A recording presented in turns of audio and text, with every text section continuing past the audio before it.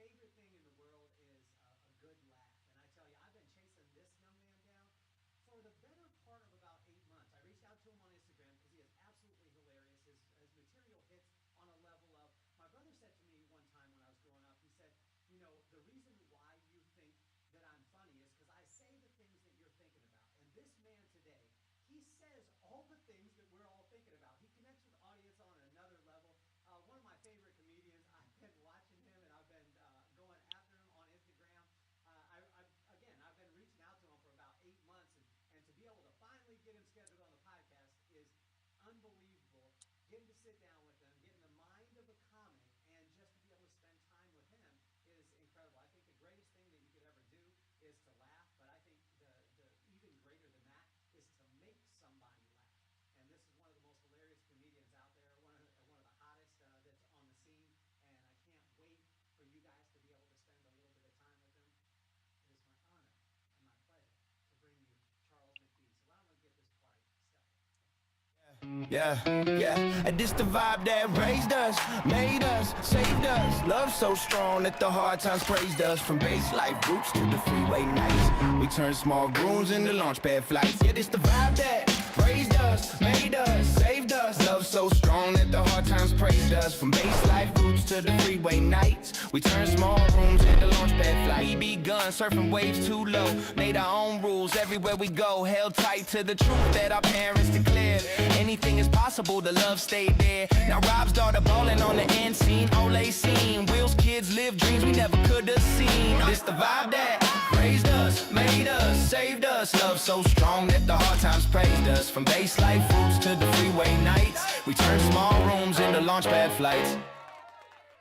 8 months, and I was taking the time this morning where I kept echoing. I had to do a sound check with my best friend Will, and I called him probably 15, 20 minutes before we started recording, Charles, and I was like, I've got to get this echo to go. And up until 2 minutes before you jumped on, we were working on the audio because technology works until it doesn't. Has there been a time Right.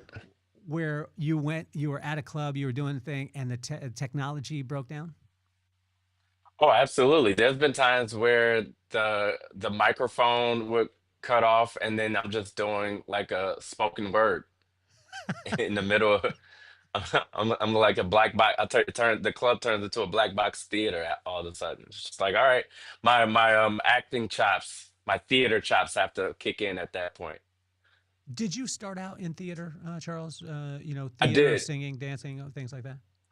Well, I started out, yeah, in theater, like mostly like theater classes, acting classes, all that kind of stuff. And then I found my way into stand up at some point, and then fell in love with stand up comedy. And then from there, it's just been that's been my primary form of expression. And then in the last few years, I've been doing like the online form of comedy. I kind of found that. So I've continued to always find new avenues of ways to express myself, which has been pretty cool. But yeah, it all started with acting back in the day. How old were you when you started? Oh, probably I started in college, so probably 19, 20. And then I started stand up. I was actually pretty old for stand-up comedians by stand-up comedians because I was like 25 when I started stand-up, and usually people are like 19, 18, maybe even 16 when they start stand-up comedy. So like among the scene, I was kind of the old guy, which is hilarious to think about now. Well, they say that the number one fear of all humans is public speaking. And then you take public speaking, and I think you amplify it by like a million, and you Yeah. get stand up comedy because literally within the first, 15 seconds, you know if you're going to bomb or if you're going to kill, right? Which I think is the funny terms too. The fact that Yeah. if you bomb is a bad thing. If you kill, it's a good thing. But a bomb kills. You know what I'm saying? So, Yeah. take me to the time where you went up the first time, and did you have something set aside? Had you wrote your jokes, and how did you prepare for that, and what happened? Well, I had been telling everybody that I was doing stand up, all my friends, and I hadn't been doing stand up. It was just I, I wanted to do stand up, and I figured if I just told people that I was doing it, it would like push me to do it, and it never did. And I just kept telling people I was doing stand up, and they'd be like, "How come you don't invite us to a show?" And I'm like, "Ah, next time, next time."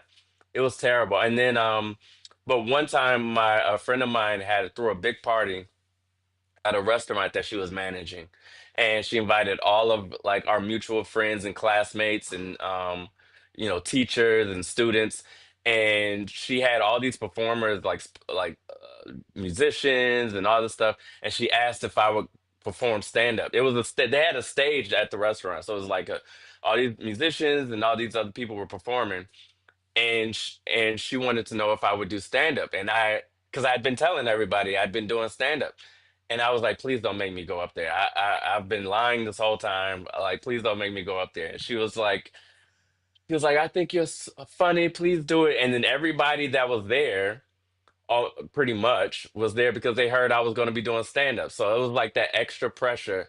People were coming up to me like, when are you going on stage? Get on stage. So I jotted down a few jokes that I thought were funny, and I went up there. I was so nervous. I was just like, oh my God, this is gonna be bad.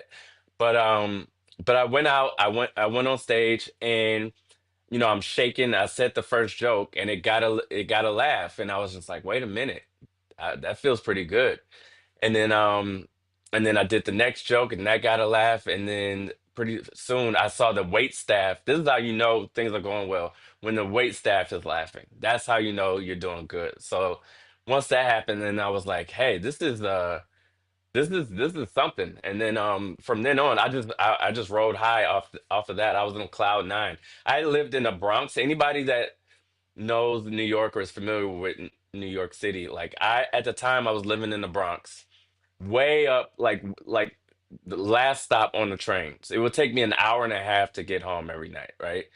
And normally I would get done with whatever I was doing in Manhattan, and I would just go on this long journey back up to the Bronx where I was living at the time, and it would just be this like depressing ride up there. But this time I was like floating. I was like, oh, you couldn't tell me anything. I was floating all the way back home. So yeah, I knew that after that it was time for me to actually start doing stand up. So I think the tough thing is that we've all heard. I mean, you're a product of around the same age. How old are you, Charles? I'm 43. Okay, so you're young still. So I'm 50. A little girl asked me yesterday. We were walking. I was at my son's orientation for high school, and she's walking. She's probably about 4 or 5 or whatever. And she just looks at me and she's like, "Hey, Mister, how old are you?" And I was like, "Damn, that is a rude question to be asking." You know what I mean?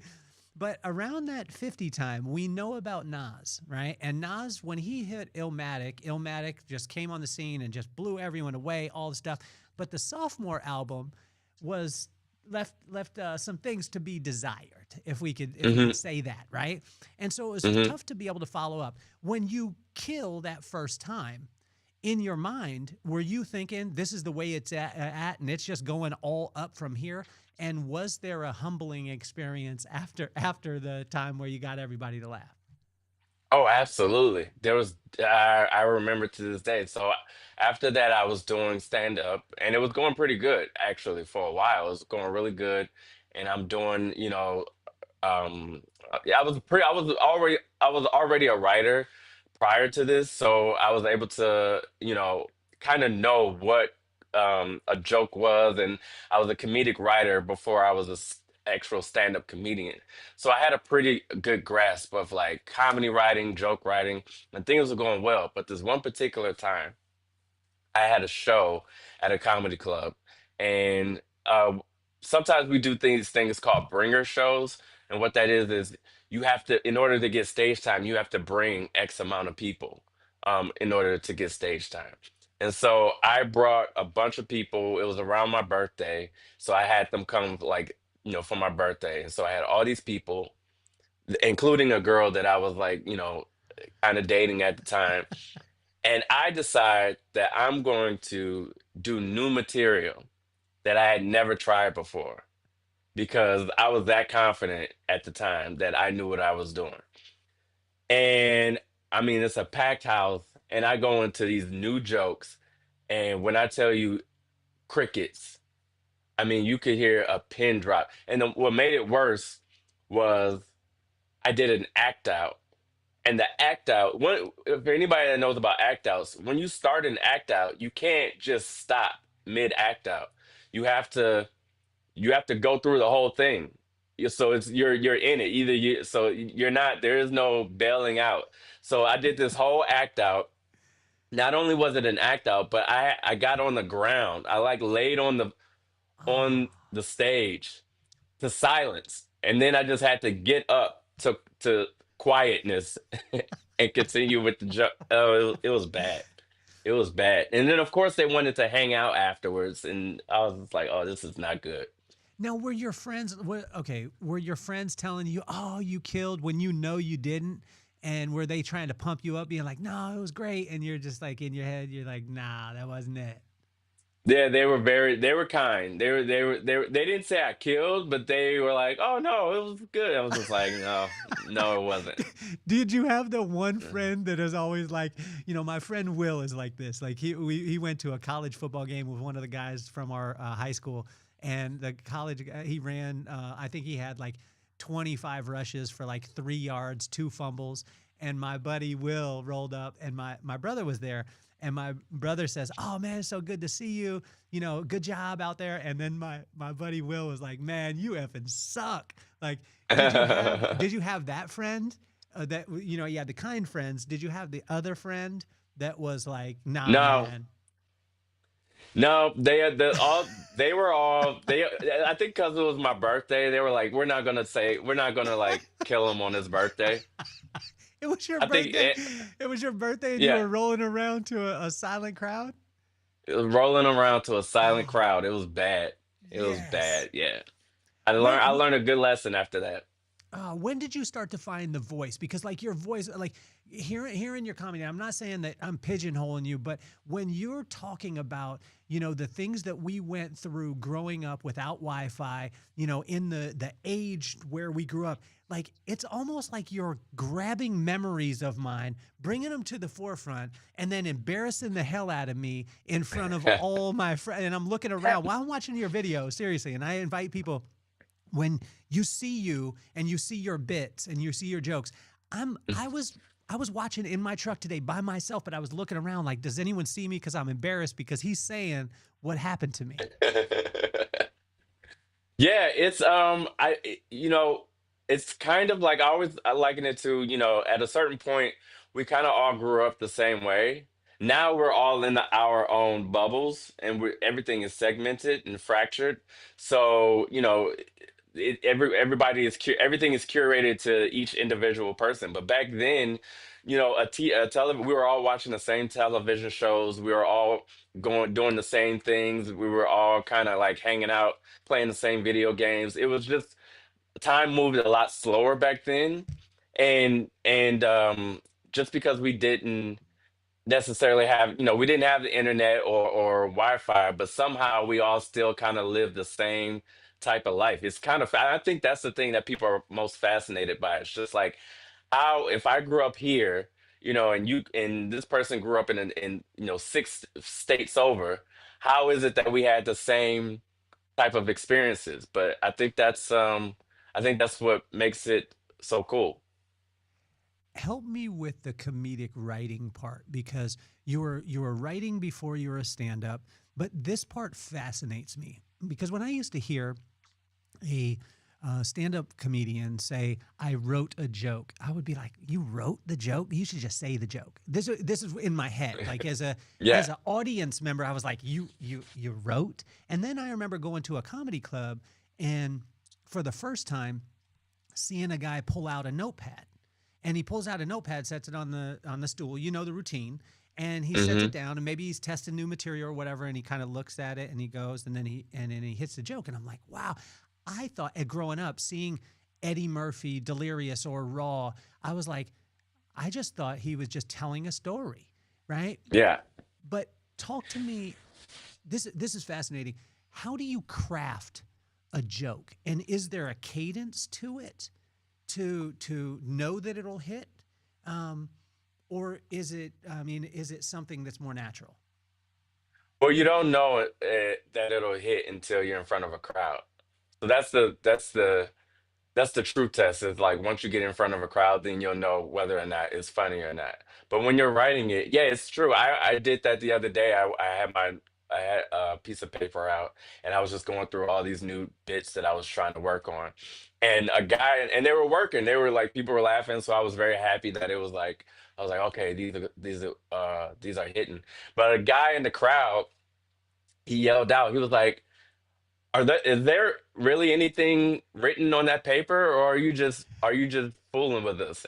I was like, so he thought that I just had like a prop paper that I was just just making it up as I went along. I was like, no, these are actual jokes on written on here. But yeah, people think that, and I think that's the a testament to what we do is you do make it look like you're just coming up with it on the spot, you know.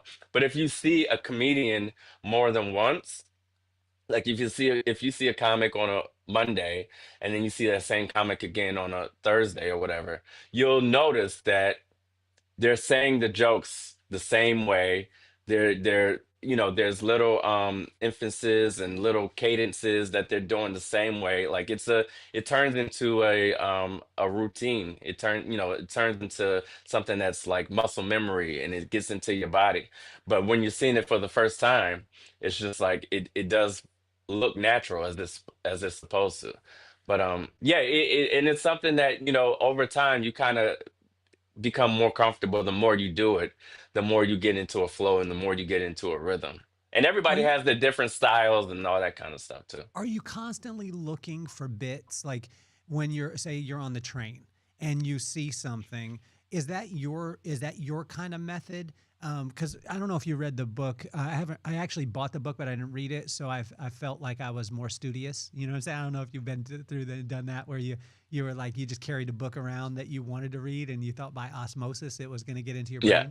brain. But I bought Jerry Seinfeld's book. It's Is This Anything or Is This Yeah. Something or whatever it is, and it's just a bunch of bits that he had written, and some of them hit and some of them didn't. Um, What's your process? If you're on the train, are you looking for things? Can you just enjoy dinner with your friend? Or are you constantly looking at, would that be funny? Would that be funny? Would that be funny? No, I don't torture myself that much. I kind of just let life happen, and then if something sparks, then I kind of jot it down. I'll take my phone out and jot it down.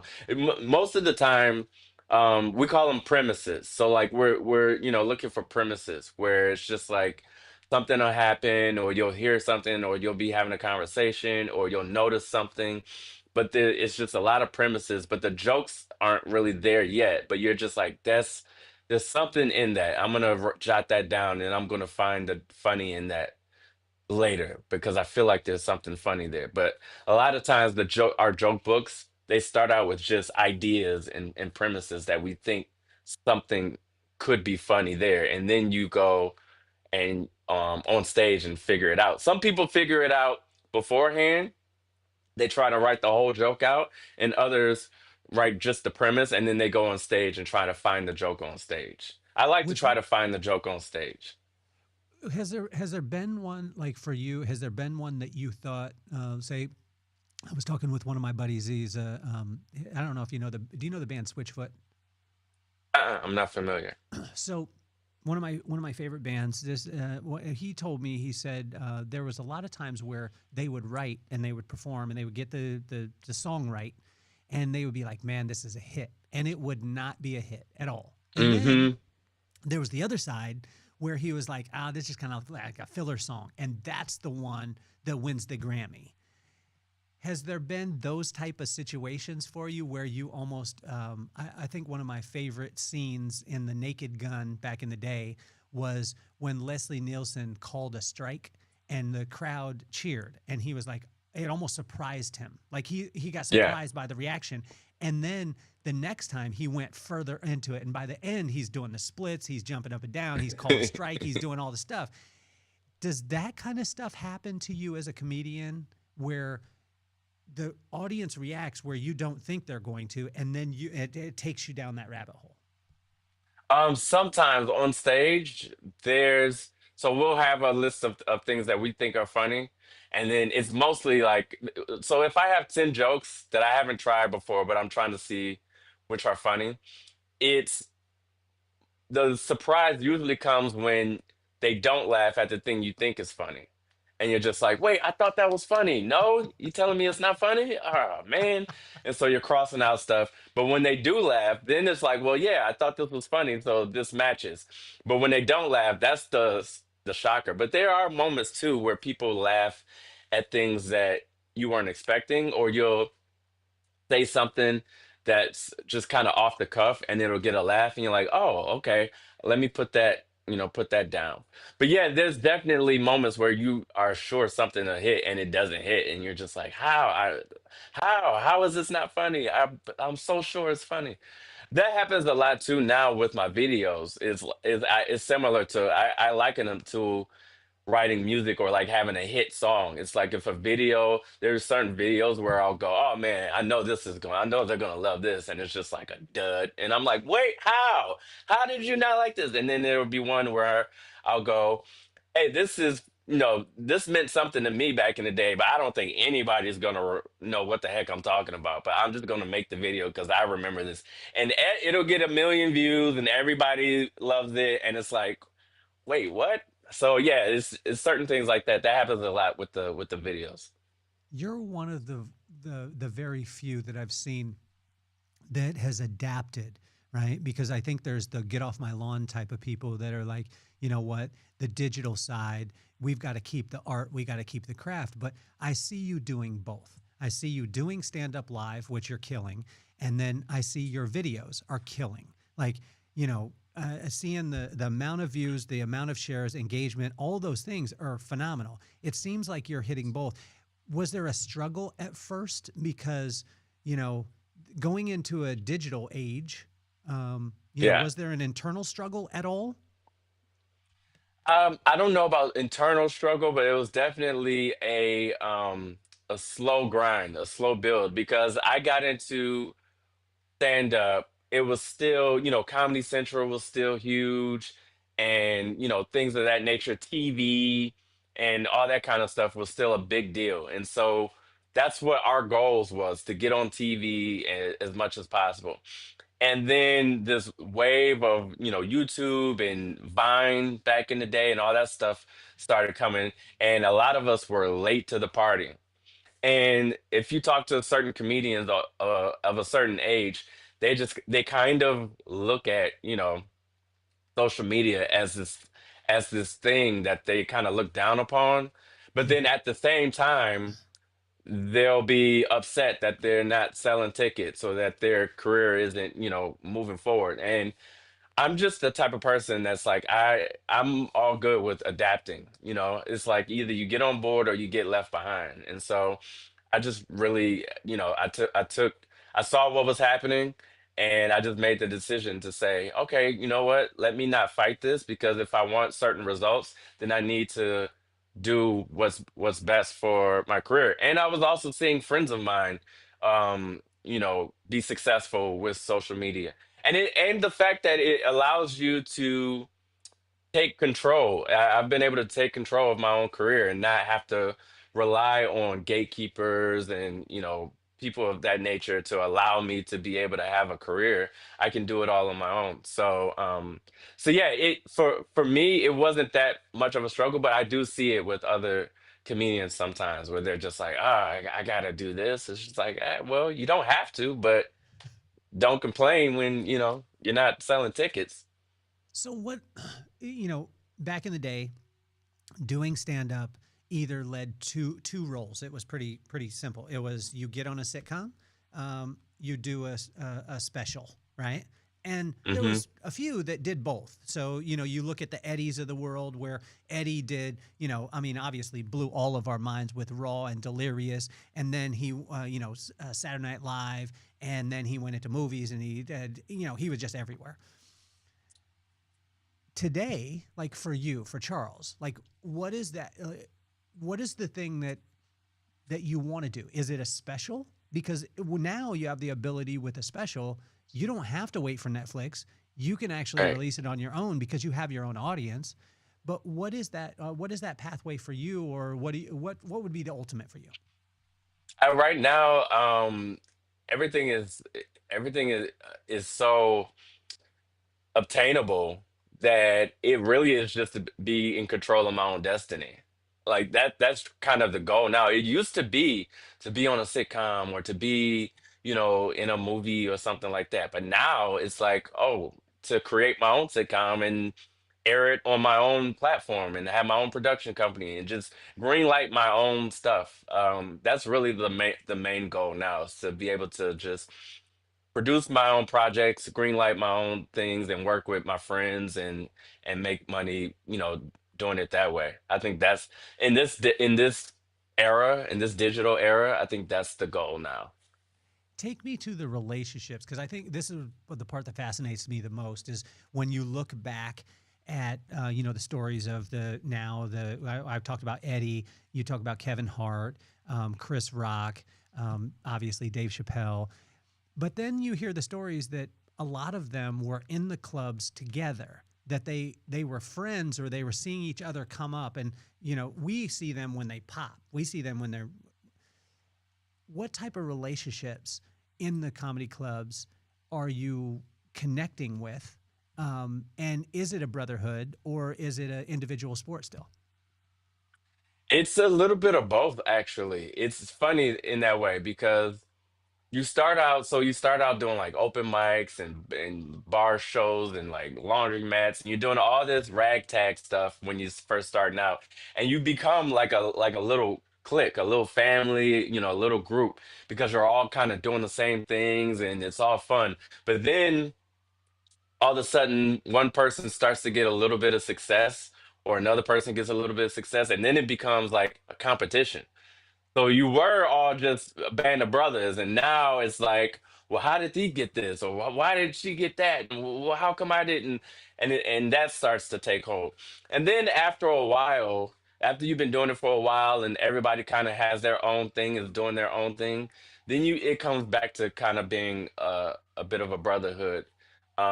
After people kind of check their egos, but yeah, it does get I think relationships are everything. I think relationships are a big part of it because a lot of times your big break can come from another comedian.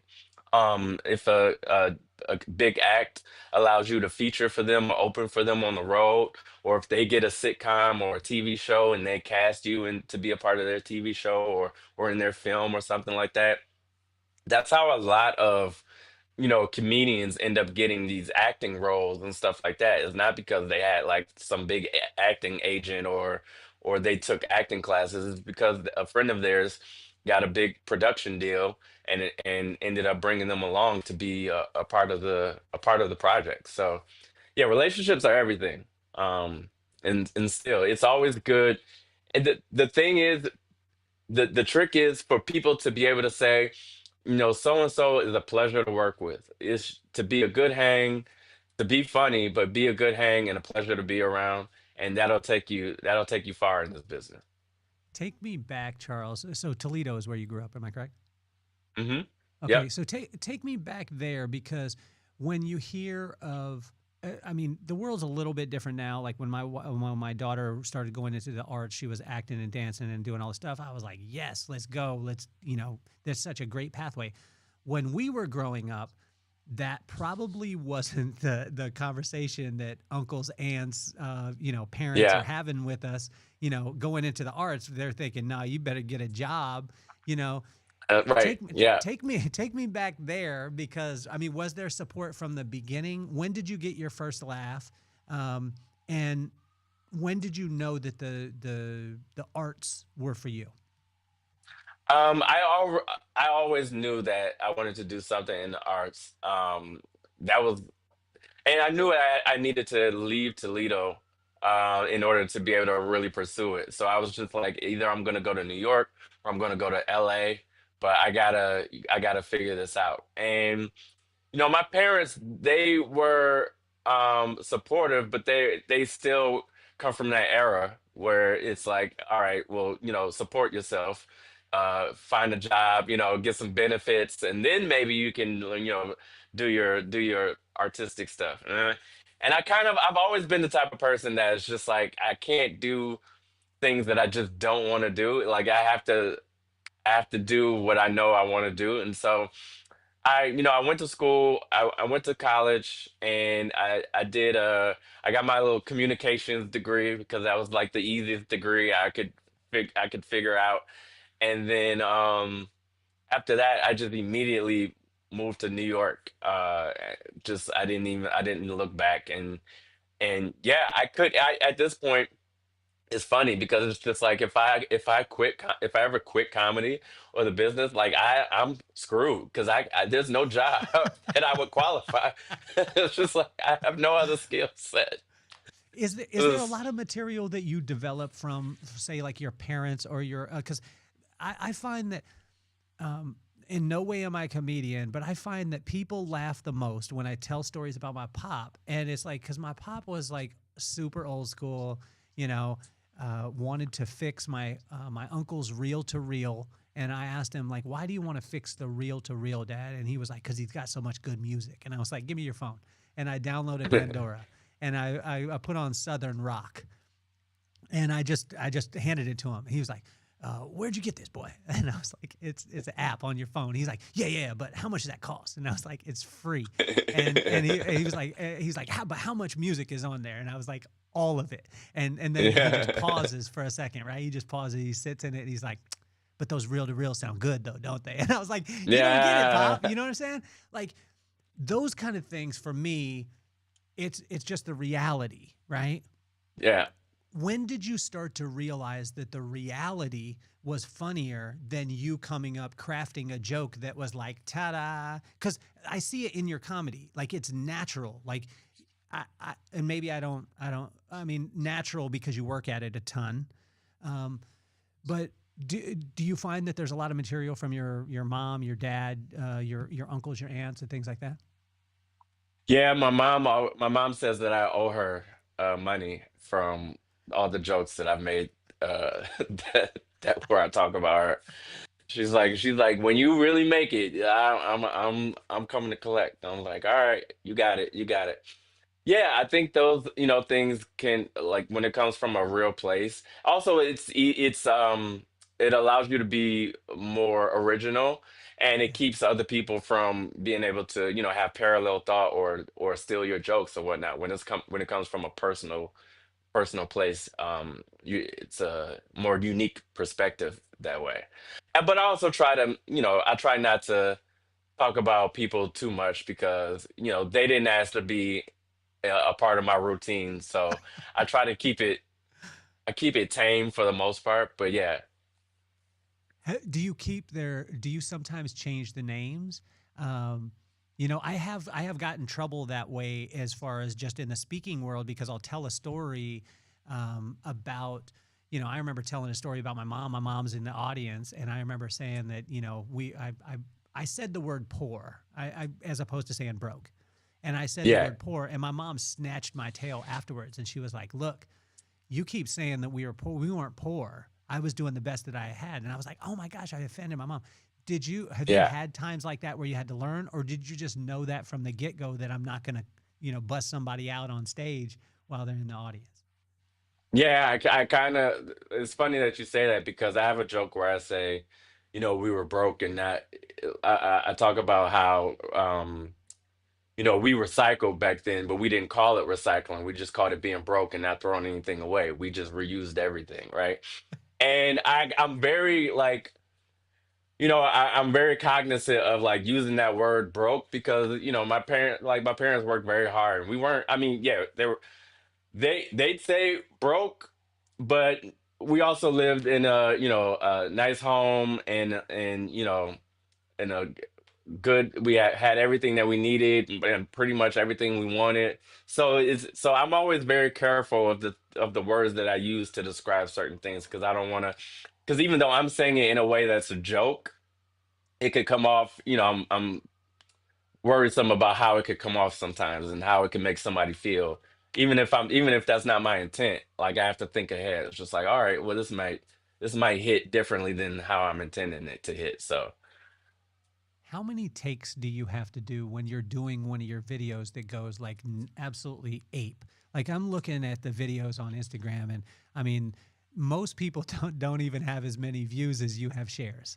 And when I'm looking at that, like, is it are you a one take? Like, are you knocking it out the park like that, or are you like, I did a video for a friend yesterday. I was just to LinkedIn, and I was walking my dog, and I pushed the button, and then as it's recording, I was like, oh man. And then I watched it back and it was like, hey man. And then I was like, oh man. And so I have to take 3 or 4. You know what I'm saying? Are you nailing it yeah. on the first one? For the most part, I'll get halfway through, but sometimes there's certain words that I get tripped up on. Like there's sometimes because I'll write it out in bullet points and stuff that I want to say.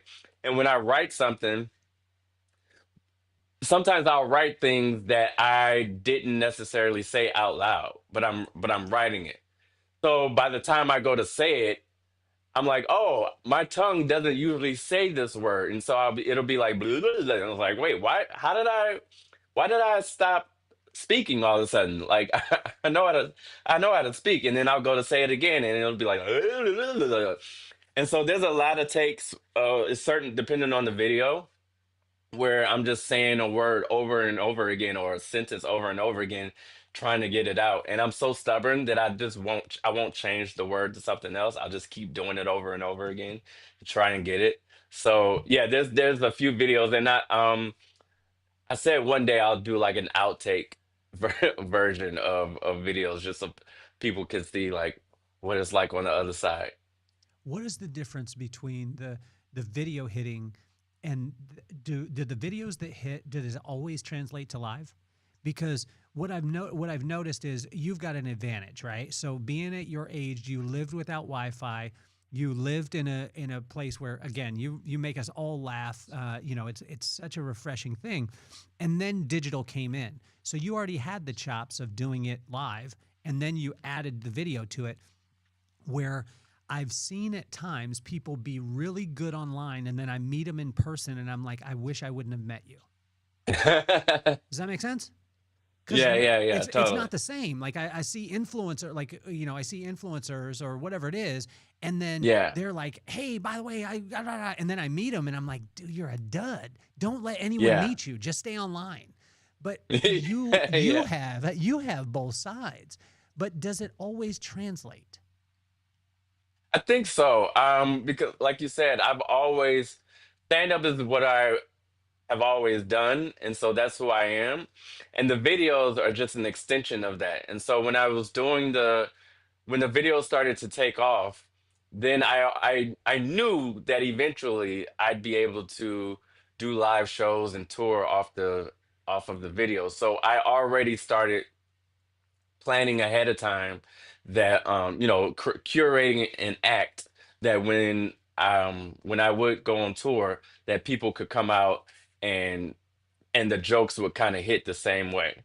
So yeah, I the videos they're an extension of me, but when people come to the show, then they'll see like a seasoned comedian, performing for an hour, as opposed to like you said, somebody who does little videos and then they'll sell out a comedy club, but they only have 5 minutes of material, and even that 5 minutes is terrible. And then the crowd is just like disappointed, and I always say you're like robbing these people of their money. Like you should. There's I've seen it where influencers will do a tour or they'll do a show, and they'll have a real comedian feature for them, and the comedian that's featuring for them will do like 40 minutes because that's the only way that the crowd will get actual jokes. And then they come out and headline, and they'll headline for like 15, 20 minutes of terribleness, and it's just like, yeah, it's bad. I hate when that happens, But yeah, with me, I think it's great that it's the other way around because when people come, then they know that they're getting like a show. That's my main thing. When people come, I'm so like I want people when they come see me live for it to be an experience for them to go, oh my goodness, like we have to come back. We have to bring more people to the next show. Like they really feel like they got their money's worth. I don't want to cheat anybody of anything. I really want them to feel like they came and saw a show. Are comedians like musicians where I remember going and seeing Lenny, and it was one of my favorite concerts because it was for who was it for? It was Intel.com. And so it was a convention. So it wasn't a concert, it was a private concert. But we lived in Vegas. We knew all the bouncers, the bartenders, Hmm. the security, all the stuff. So we went. And when we went, it was cool because he came out and he was like, hey, Intel, whatever it is. And he said, I'm so excited to be here today because this is a private concert, I'm going to play you the things that I love. I'm not gonna, he wasn't playing just the hits. He played Fields of Joy, which he never plays in concert. Does a Yeah. comedian get like that where so the crowd, and this is tough for you because you have a social presence and you have jokes that is it tough for a comedian to come in and play their greatest hits? Do you constantly want to bring the new stuff, or do you revel in the greatest hits, the expectation of the crowd, wanting, hey, I've seen this joke, I want that again, or is it more exciting to try new stuff, and test it out? For us, it's more exciting to try new stuff.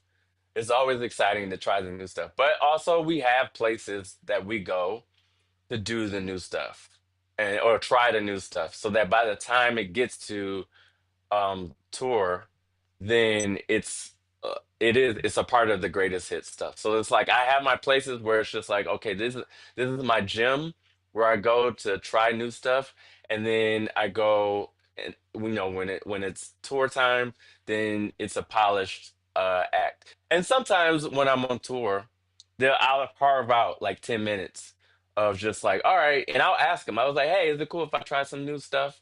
And they get excited. They're like through the moon because they're like, oh my gosh, she's doing new stuff. Like they want to see how the sausage is made.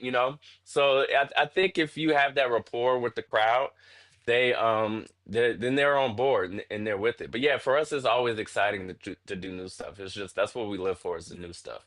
How often are you in the clubs, and are you still, I mean, because being a name like you are now, like if you roll in to an open mic, people know, like you ain't gonna be, you can't go incognito now.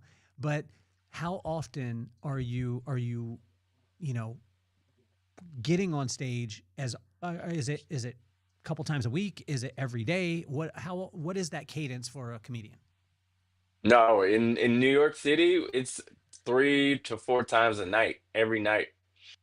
Really? There's so many there's so many stages, and because of the subway, it's so easy to access it. That's why New York is like the mecca for stand-up comedian or stand-up comedy because you can get so much stage time. And yeah, for us, it's a constant. I jokingly say it's a sickness. We're just like on stage constantly. So yeah, it's like 3 to 4 times, and there's some clubs that have multiple rooms within that club. So sometimes you'll be in one club, but you're bouncing from room stage to stage. And then you might go to another club and do the same thing and bounce from stage to stage. There's just so many opportunities to get on stage when you're a working comic, that yeah, you end up doing a lot of stage time here, at least here in New York City. I know that it's different um elsewhere, but here in New York too, they don't care about unless you're a major drop, unless you're a huge name like a Seinfeld or something like that, or like Jim Gaffigan or something, Chappelle or something like that. They could care less about, I could go on stage and they're just like, who? All right, cool. And I like that. I like that I can like just go on and it not be a big deal and I can like just do my thing and work on stuff. You were talking about big breaks earlier. One of my friends told me that there's no big breaks in life, they're just a bunch of little ones. Right. And so when you got to New York, talk to me about a couple of the little ones, some of those stories where where maybe you get to the club and maybe you meet a person and then that person turns into whatever. What were some of those little breaks early on that helped you along on your way? Oh, I did a show once, and a a producer happened to be there from MTV, RIP MTV. But that they happened to be there from MTV at the time, and saw me on stage and thought I'd be great for one of the shows that they were working on. And I ended up getting like a real job after that, like a writing job, which like was great for me because I was like super broke, and that was like good money for me. So I've had things like that happen. um that's probably the biggest thing, like a couple things where it led to an actual job, actual opportunity to like work, because those things end up carrying on to other opportunities. So from that one moment, I ended up getting that job at MTV, and from that, I ended up meeting all these other people and producers and showrunners that ended up getting me other work, and so on and so on. So yeah, you just never know. Like you could be on stage, and you don't know who's going to be in the crowd. You don't know what opportunities they have for you. That's just the way it goes. So I always try. I always try to bring it.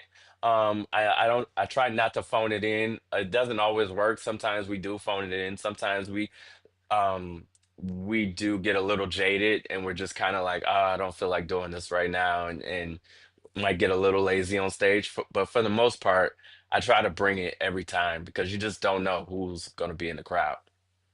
How can we? This was a thing. One of my buddies. Well, I made him my friend, Joe Sib.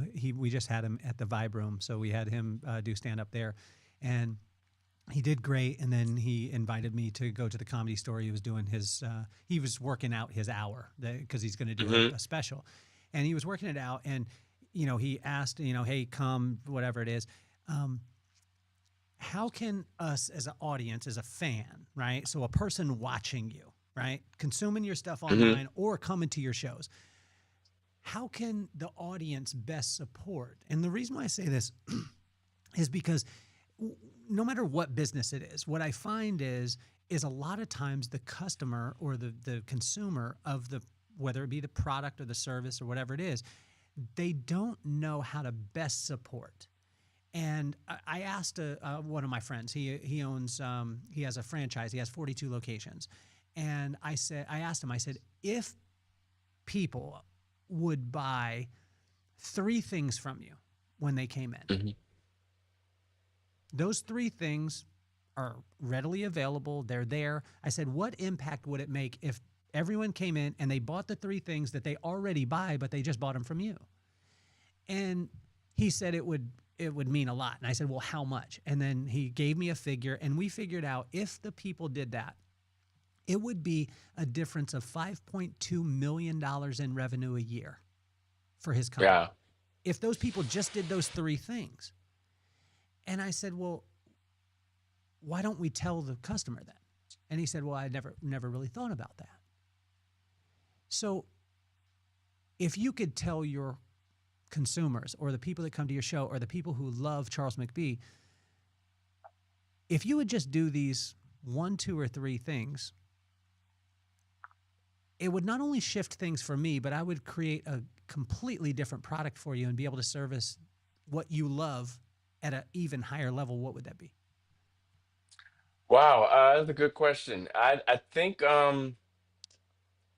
they kind of already do it, at least for right now.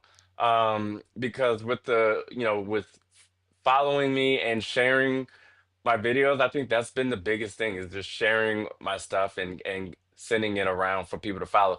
Eventually, I will have, maybe like a Patreon or things of that nature, where it's like subscription based, where I'll be able to offer more exclusive items and content. And then that'll be a huge thing for people to be able to subscribe to. But for right now, I'm just really trying to grow my base. And so it's whether it's YouTube, Instagram, Facebook, if they're following or subscribing, That's really like a huge thing now because as the numbers grow up, it allows me to leverage that. The what's crazy is in this business now, it's all about the numbers. Really? It's literally all about the numbers. And so when you hit certain marks in numbers, it allows you to leverage what type of venues you play. It allows you to leverage what you can demand for, like if you do a brand deal or something like that, what you negotiate, all sorts of stuff. It's all, they look at the numbers and then they go from there. So the fact that people are just sharing my videos and subscribing and all that kind of stuff, that's probably that's the biggest thing for right now that they could do.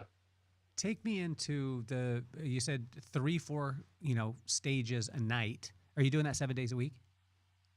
Yeah, pretty much. Yeah. Take me through a night. Like, I mean, is it, are there other comics that you connect with and you're like, hey, I'm going to hit this club first, let's go, or whatever it is? Or is it just an individual sport? Hey, I'm getting down there, I'm going, I don't care who's in the back room or whatever it is, and I'm going and I'm hitting my three, four stages. What's the night look like? Well, you're booked ahead of time. So you'll what is wherever you're booked at for the night is where you're going. So you hit the first r- you get to the first spot and then whoever else is booked on that night is who you're going to be around. And usually it's at this point it's all people that I already know friends with. So you're basically just hanging out with friends for the night. And you'll get to the first spot and everyone has a time slot basically, so you know to get there usually a little before your time slot, and then yeah, and then you go on stage, do your thing, and then you kind of skedaddle to the next spot, either the next club or the next room, depending on what club it is. And usually it's just people passing each other in the night. Like as comics, we're just passing each other, and saying hey, and if there's a little break in between or if we get there early enough, we'll, catch up, we'll talk shop or things of that nature. But yeah, it's pretty much just it's a hang and then you do your thing and then it's off to the next plot and then another hang and then you do your thing and so on and so on. Take me back to Toledo and the foundation. I'm always interested in this because the foundation of people, most of the time, once you learn that and understand that, you see the results in their life. You're a hard worker. You're willing to put in the time. You're doing like most people don't get better at their craft because they're not doing their craft, right? Hmm. And so you're not only doing it digitally, but you're also doing it in person. But take me back to Toledo. What are some of the what are some of the things in the lessons that mom and pop taught you that you were resisting at the time, that you were pissed off at, that they were having you do that now helps you to be able to, not only survive in New York, which a lot of people just survive there, but Yeah. that things are going well for you. I think a sense of independence. Um, I was, washing my own clothes and ironing my own clothes and all that stuff when I was like a kid, when I was, like 11, 12 years old. It was just always a sense of this independence and being able to, take care of yourself and all that kind of stuff. I think that a lot of that carried over to when I got here. It was just like, all right, just make sure that, you know, everything is taken care of, make sure all your stuff is taken care of, health is taken care of. It's just that sense of being independent and not having to, rely on other people. Obviously, like, I relied on my parents for the things I needed them for. But in general, when I moved here, I wasn't calling home for, money. I wasn't, they were worried about me. They thought I was like, they didn't know what I was doing. They were like, how are you supporting yourself? I'm like, I'm good, I'm good. And they were like, but don't there's no way you're in New York and you don't need money. I was just like, no, I'm good. I'm figuring it out. Everything's good. Like I never asked them for anything, once I got here. It was just I just had that sense of like, you eat what you kill, and you figure it out.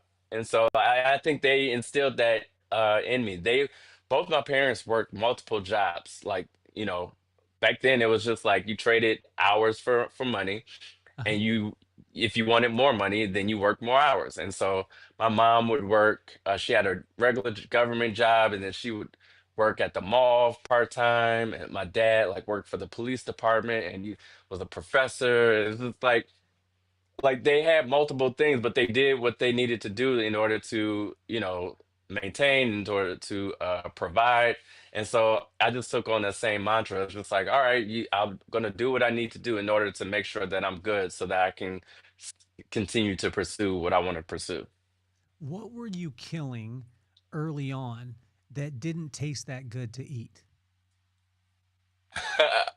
I let's see. I worked at a where was it?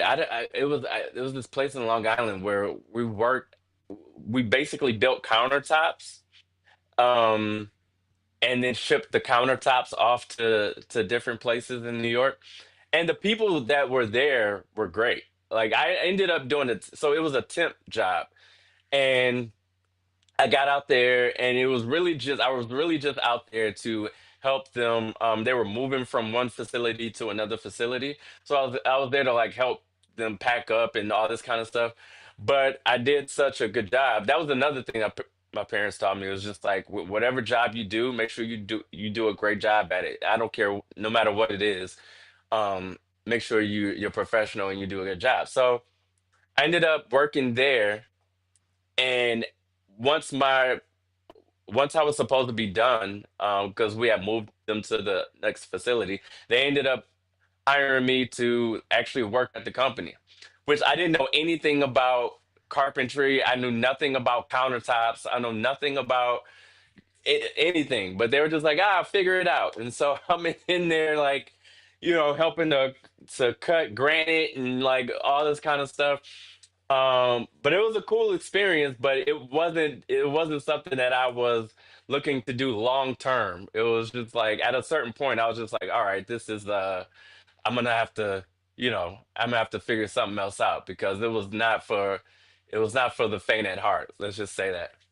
Were you telling people while you're there, hey, I'm working here, but I'm gonna be a actor, I'm gonna be a comedian? Are you saying that during the time? Because I'm trying to imagine it, right? I'm trying to imagine you working on the counters, you're doing the things. I mean, you're doing which is awesome labor, whatever it is. In your head, are you telling people though at the I told time? a couple people.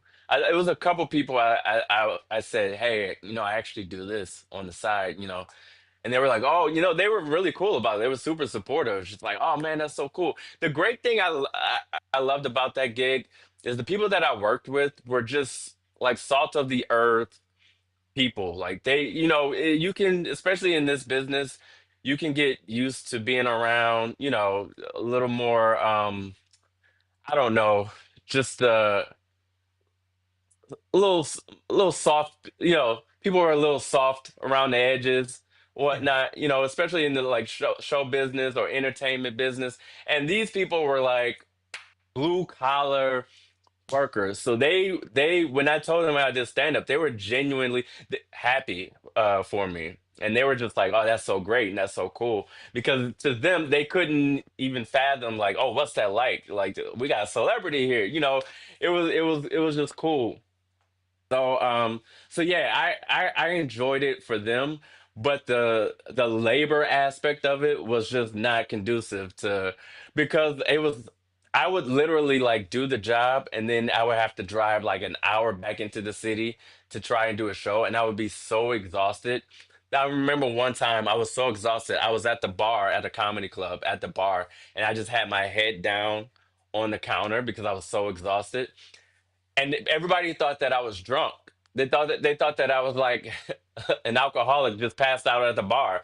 The manager came over and he was like, "Hey, you can't like you can't just be passed out at the bar." I was like, "Oh, my bad. It's not. I'm not drunk. I just did a 9-hour shift at a plant in Long Island." So yeah, I had to make some changes after that.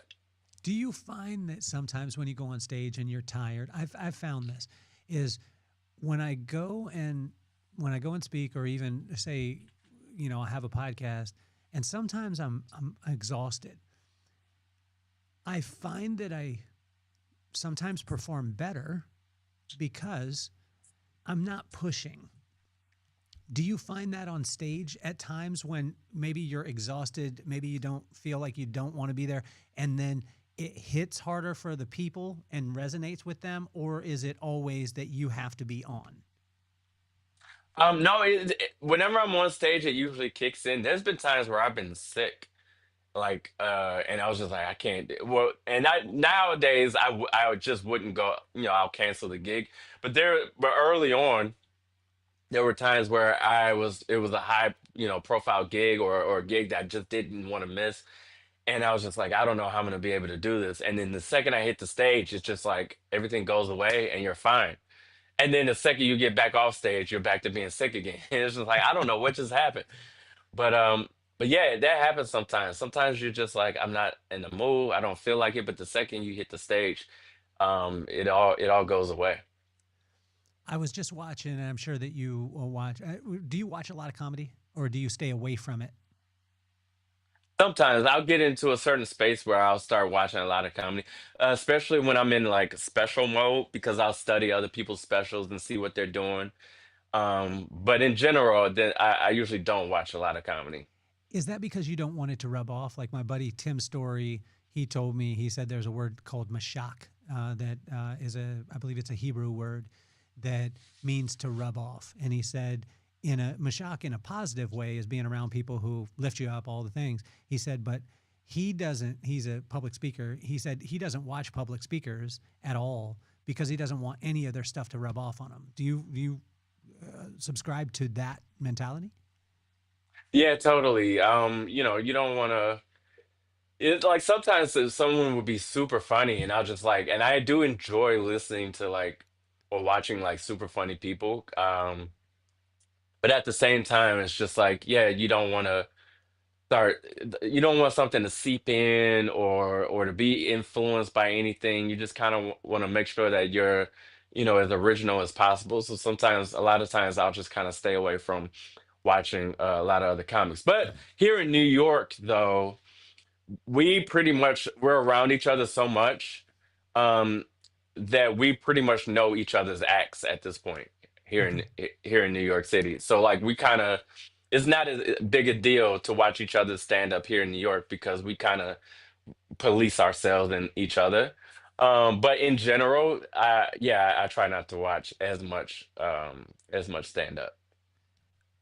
De La Soul is one of my favorite. Well, when I say one of them, they're my favorite group of all time. Um, I think the challenge that a lot of people had with De La is when they came out with 3 Feet High and Rising, their sophomore album, they went completely different into. I think that I lost Charles there for a second, but we'll bring him right back in. Are you there, Charles? Can you hear me? You might want to drop off, Charles, and then come back on. If you do that, it generally will get you right back going. So I'll bring him back on. But what I was saying is with what's it called? De La Soul is they have. There's Charles. What up, Charles? Let me do this real quick. Are you Hey, there? Can you hear me? sorry, I thought I had put it on do not disturb. I don't know. No problem. That's the reality of things, right? So what I was saying Yeah. is De La Soul is my favorite group of all time. The challenge for some people with De La was they came out with 3 Feet High and Rising. They got labeled as this, kind of, eclectic, kind of psychedelic, hippie, hip hop, whatever it was. Then they came out with Hmm. De La Soul is Dead, which was completely different. Hmm. And then after De La Soul is dead, it went dark for a little bit of time, and then they came back with Balloon Mind State. And for me, Balloon Mind State was probably their greatest album that they've ever done. And then they came with Stakes is High, and Stakes is High was completely different than any of those things. As a comedian with your material, do you look at genres of time as your album and that you want to constantly evolve, or Do you like the fact of, hey, I'm in this genre, I talk about these things, and I'm going to be the best at this thing? Because I mean, that part is one way. The other part is challenging, having a new album every single time. How do you see your career? I definitely see me evolving over time. I think wherever you are in that moment of when you're putting out an album, it's like it's a time capsule for here's where I was, here's what I was expressing, here's where my mind, state of being was, and it's a nice memento to just where you are in that moment, and then wherever life takes me for the next album, then that's where I am then. So yeah, I'll do like a album or a special like every couple years. I don't like doing the whole year, every year thing. I just don't think it's enough time. But Yeah. every couple years or 3 years, then it's enough time to kind of go, okay, well here's where I've evolved to for this one. But I think for me, it's always an evolution. It's always, figuring out new pockets and new lanes that I want to be in and be a part of, and just growing over time as you experience more things, as I take in more things, as my life changes and over time, then that's just more, more things to talk about, more material that I have to share and talk about on stage. What's funny to you right now? Like, there's so many. I think whenever there's a lot of controversy, like say in the mid '60s, early '70s, there was a lot of controversy in the world.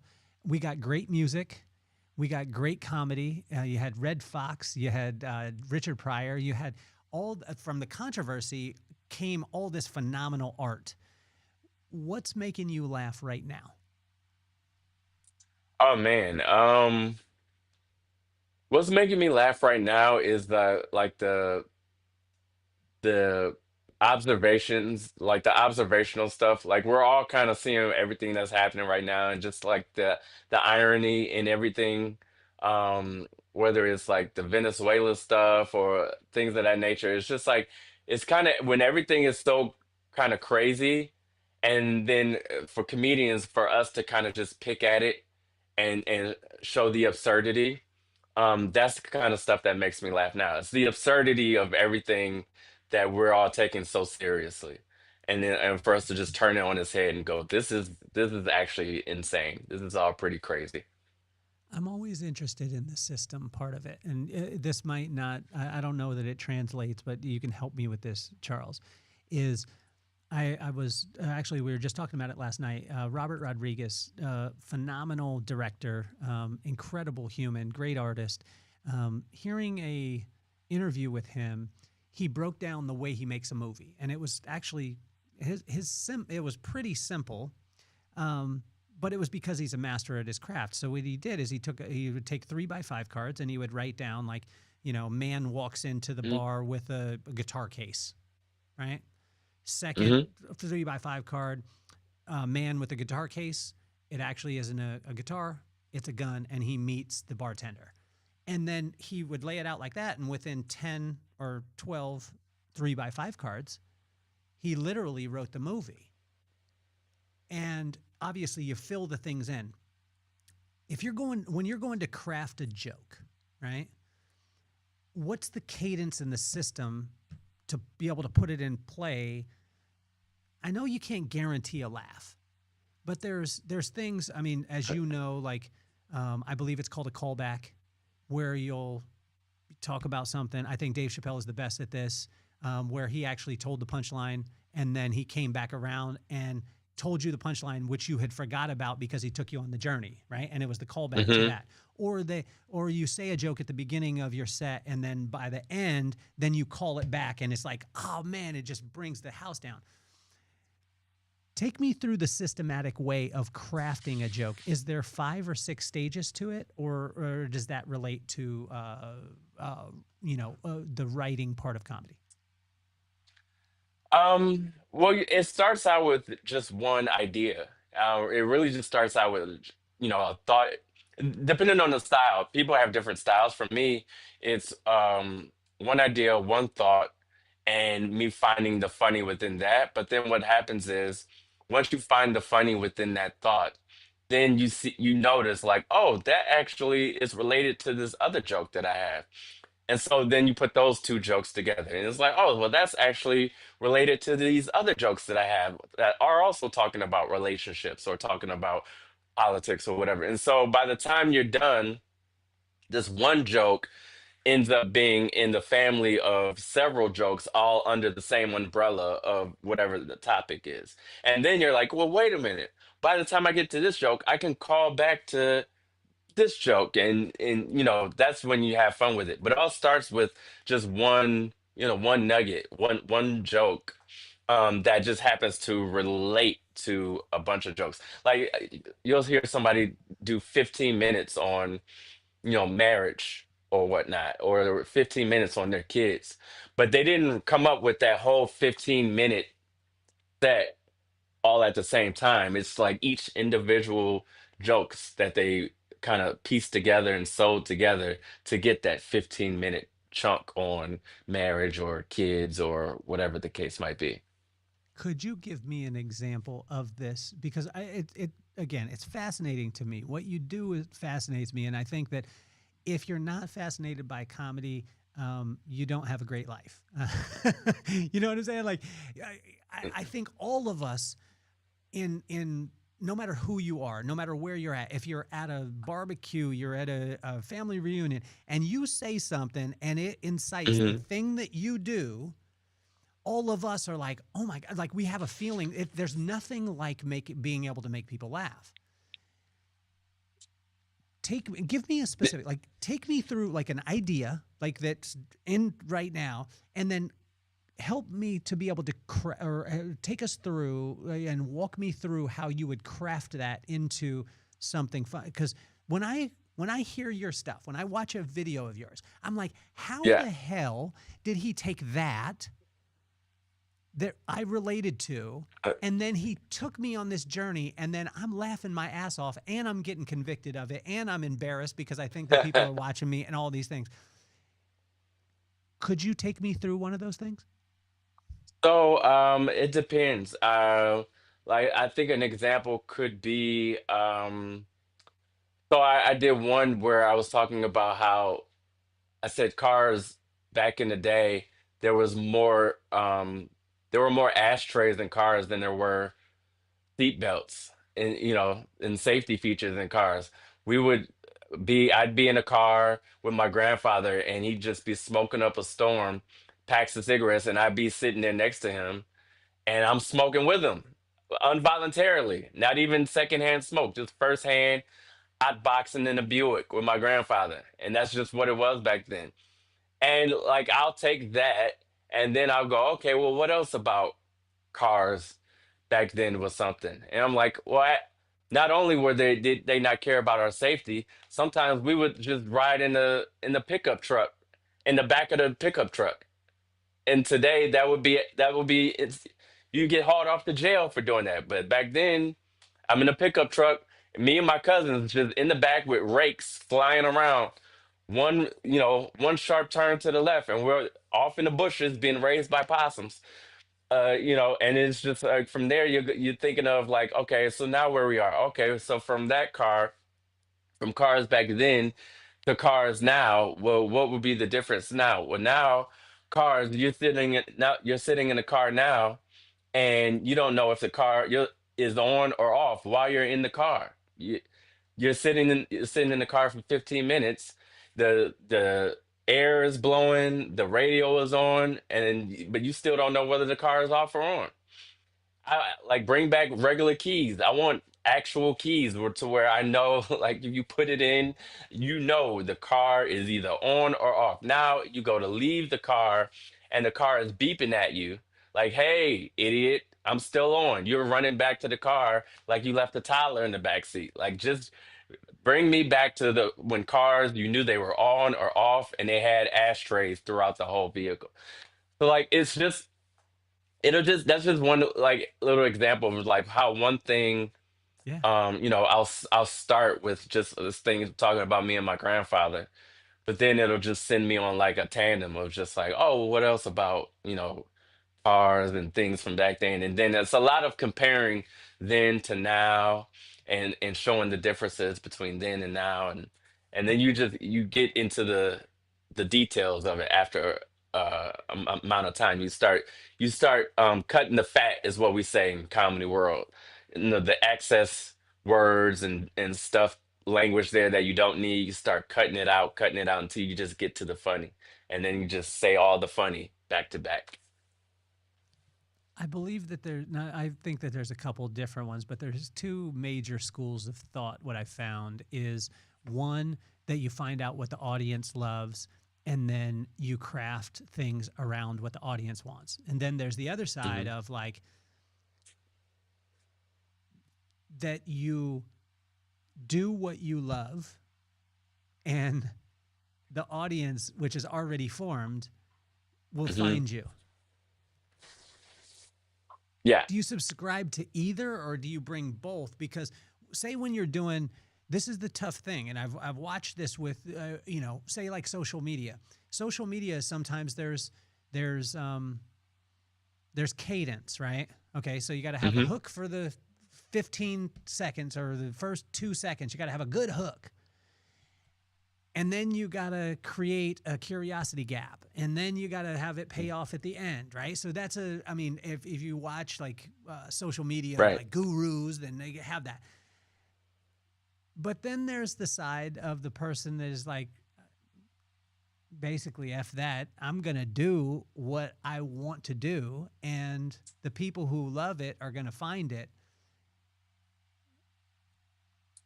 Is there one that you subscribe to? Is there both? Is there danger in either or?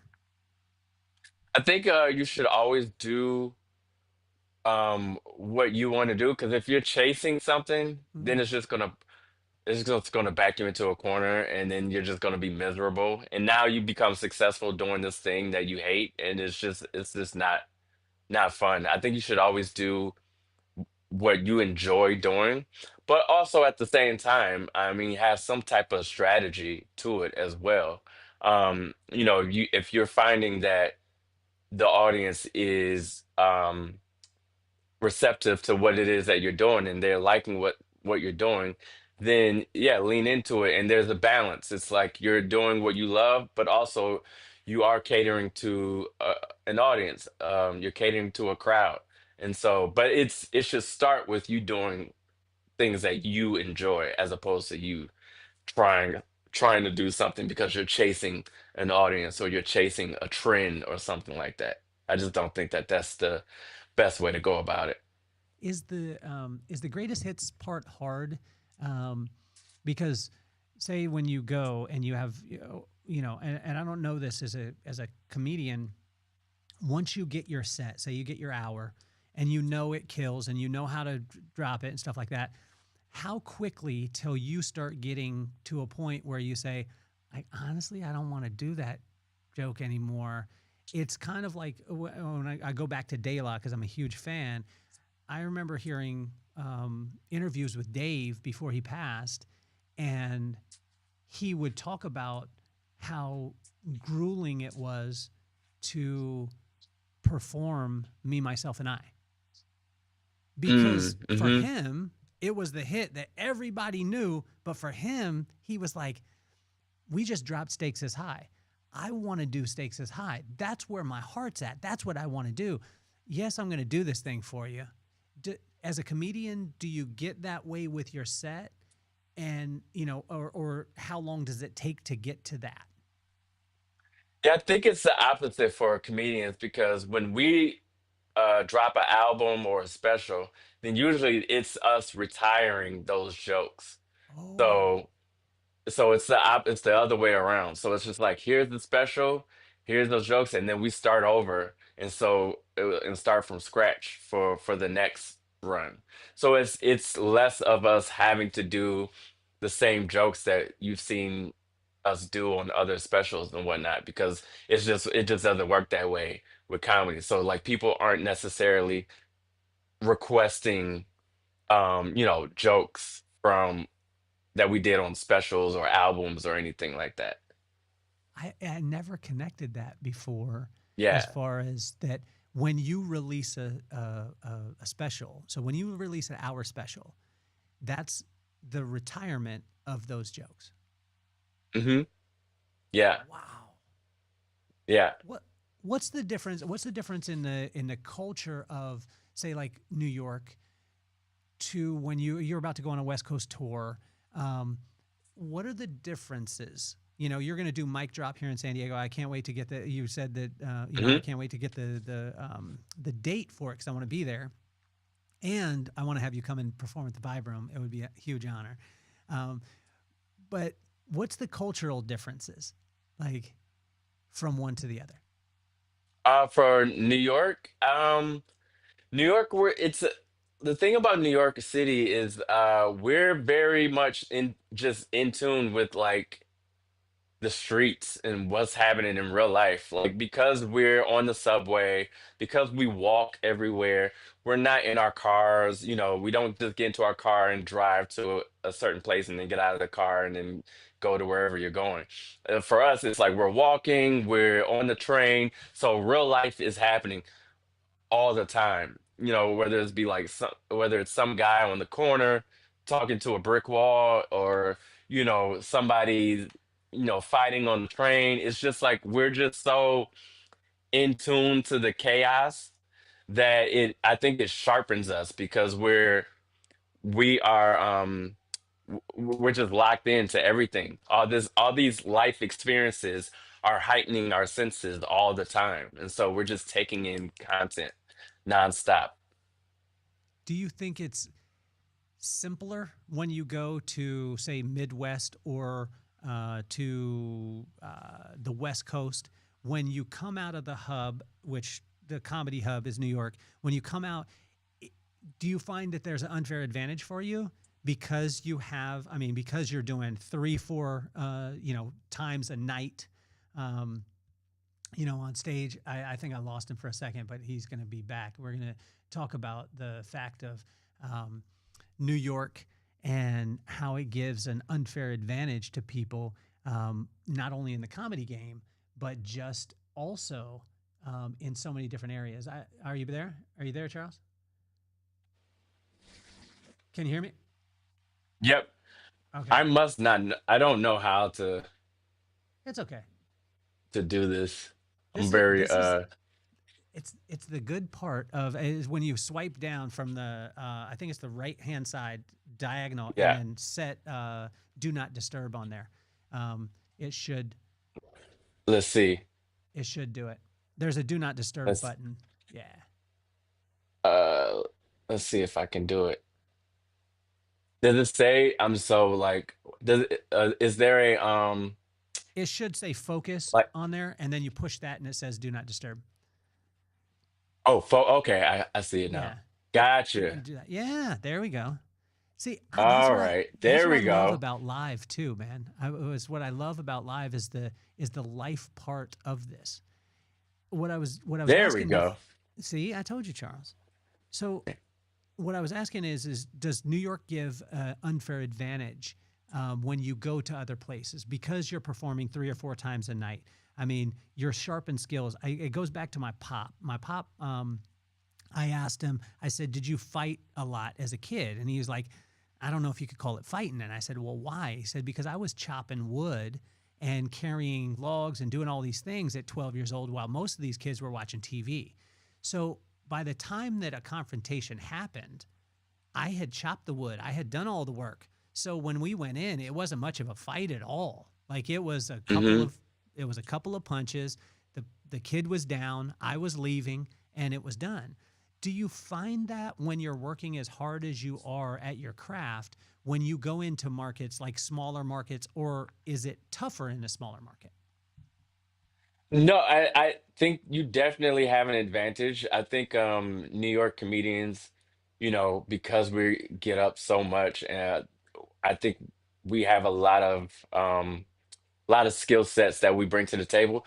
But also we can bite our own selves in the butt by relying on that New York aggressiveness or that New York kind of swagger and not adjusting to being in another place. I've seen it happen where people will bring that kind of New York cockiness to a certain town, and they'll just look at you like, I don't know who the heck you think you are, and like you have to be able to adjust.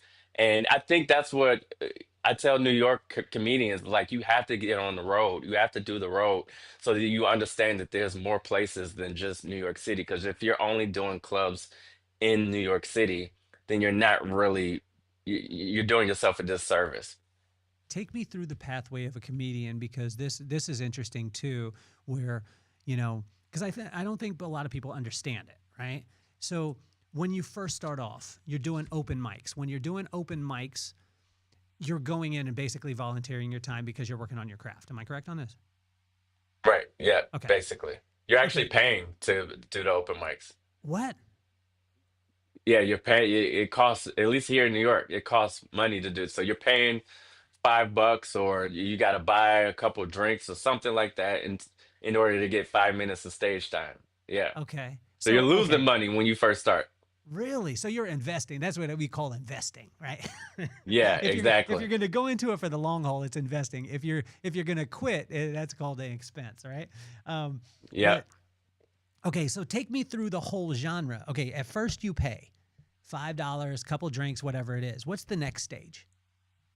The next stage is to do what we call bar shows here. So it's a lot of, there's obviously tons of bars in New York City, and a lot of them have a little performance area, or a little mic setup or whatnot. And so what comedians will do is they'll go and produce their own shows because they're not getting booked on professional shows, so they'll start producing their own shows.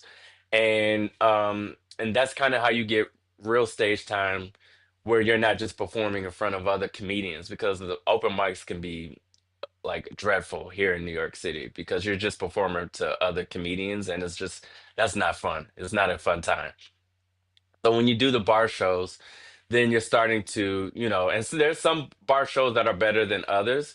The really good ones are great, they're packed houses, and then the other ones are just, a few people who, whose date you're ruining because they didn't know that they were coming to a comedy show.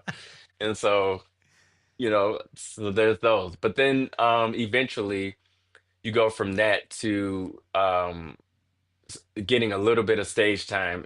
What we call it being passed at a club. So when you're passed at a club, that means you can start working that club as a comedian. And different clubs have different pathways to getting passed, but you essentially you pick a club.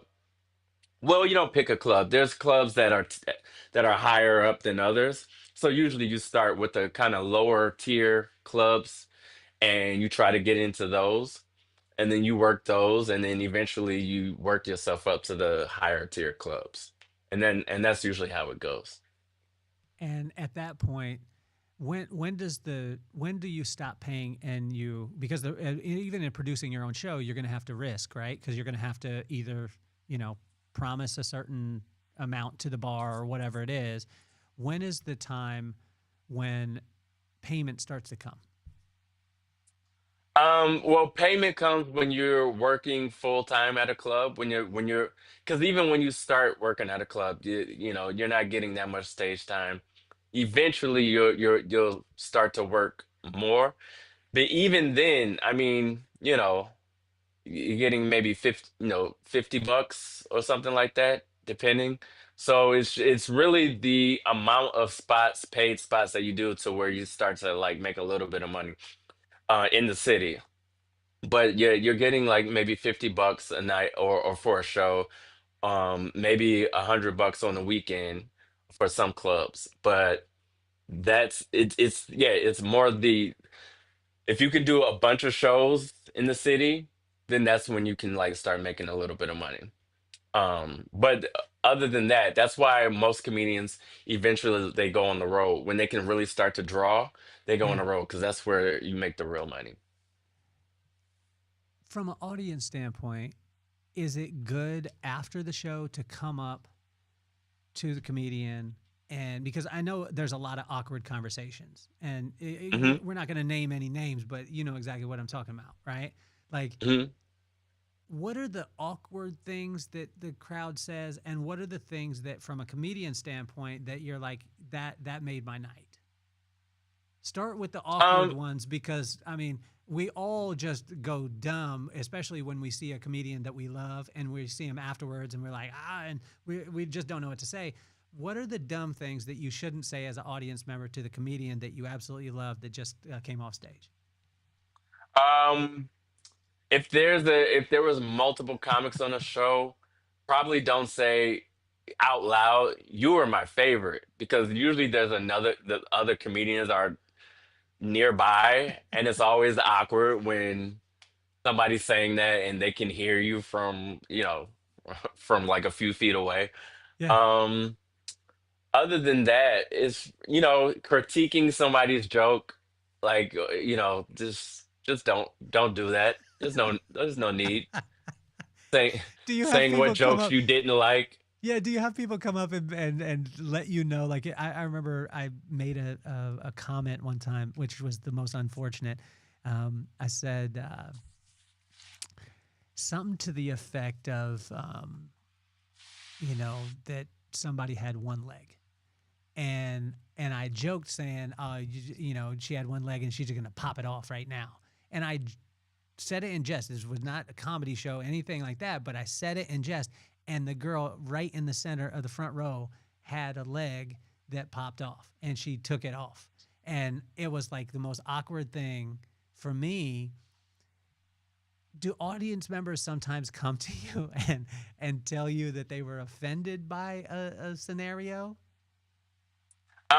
Sometimes, but yeah, I always say, like, this is a comedy club. This is where you come to hear some crazy stuff. So, you know, you maybe next time go bowling, I don't know. If you don't want to be offended, go play, miniature golf or something like that. I don't know what to tell you, but it's a comedy show. So you're going to hear some stuff, and no comedian is trying to offend anybody.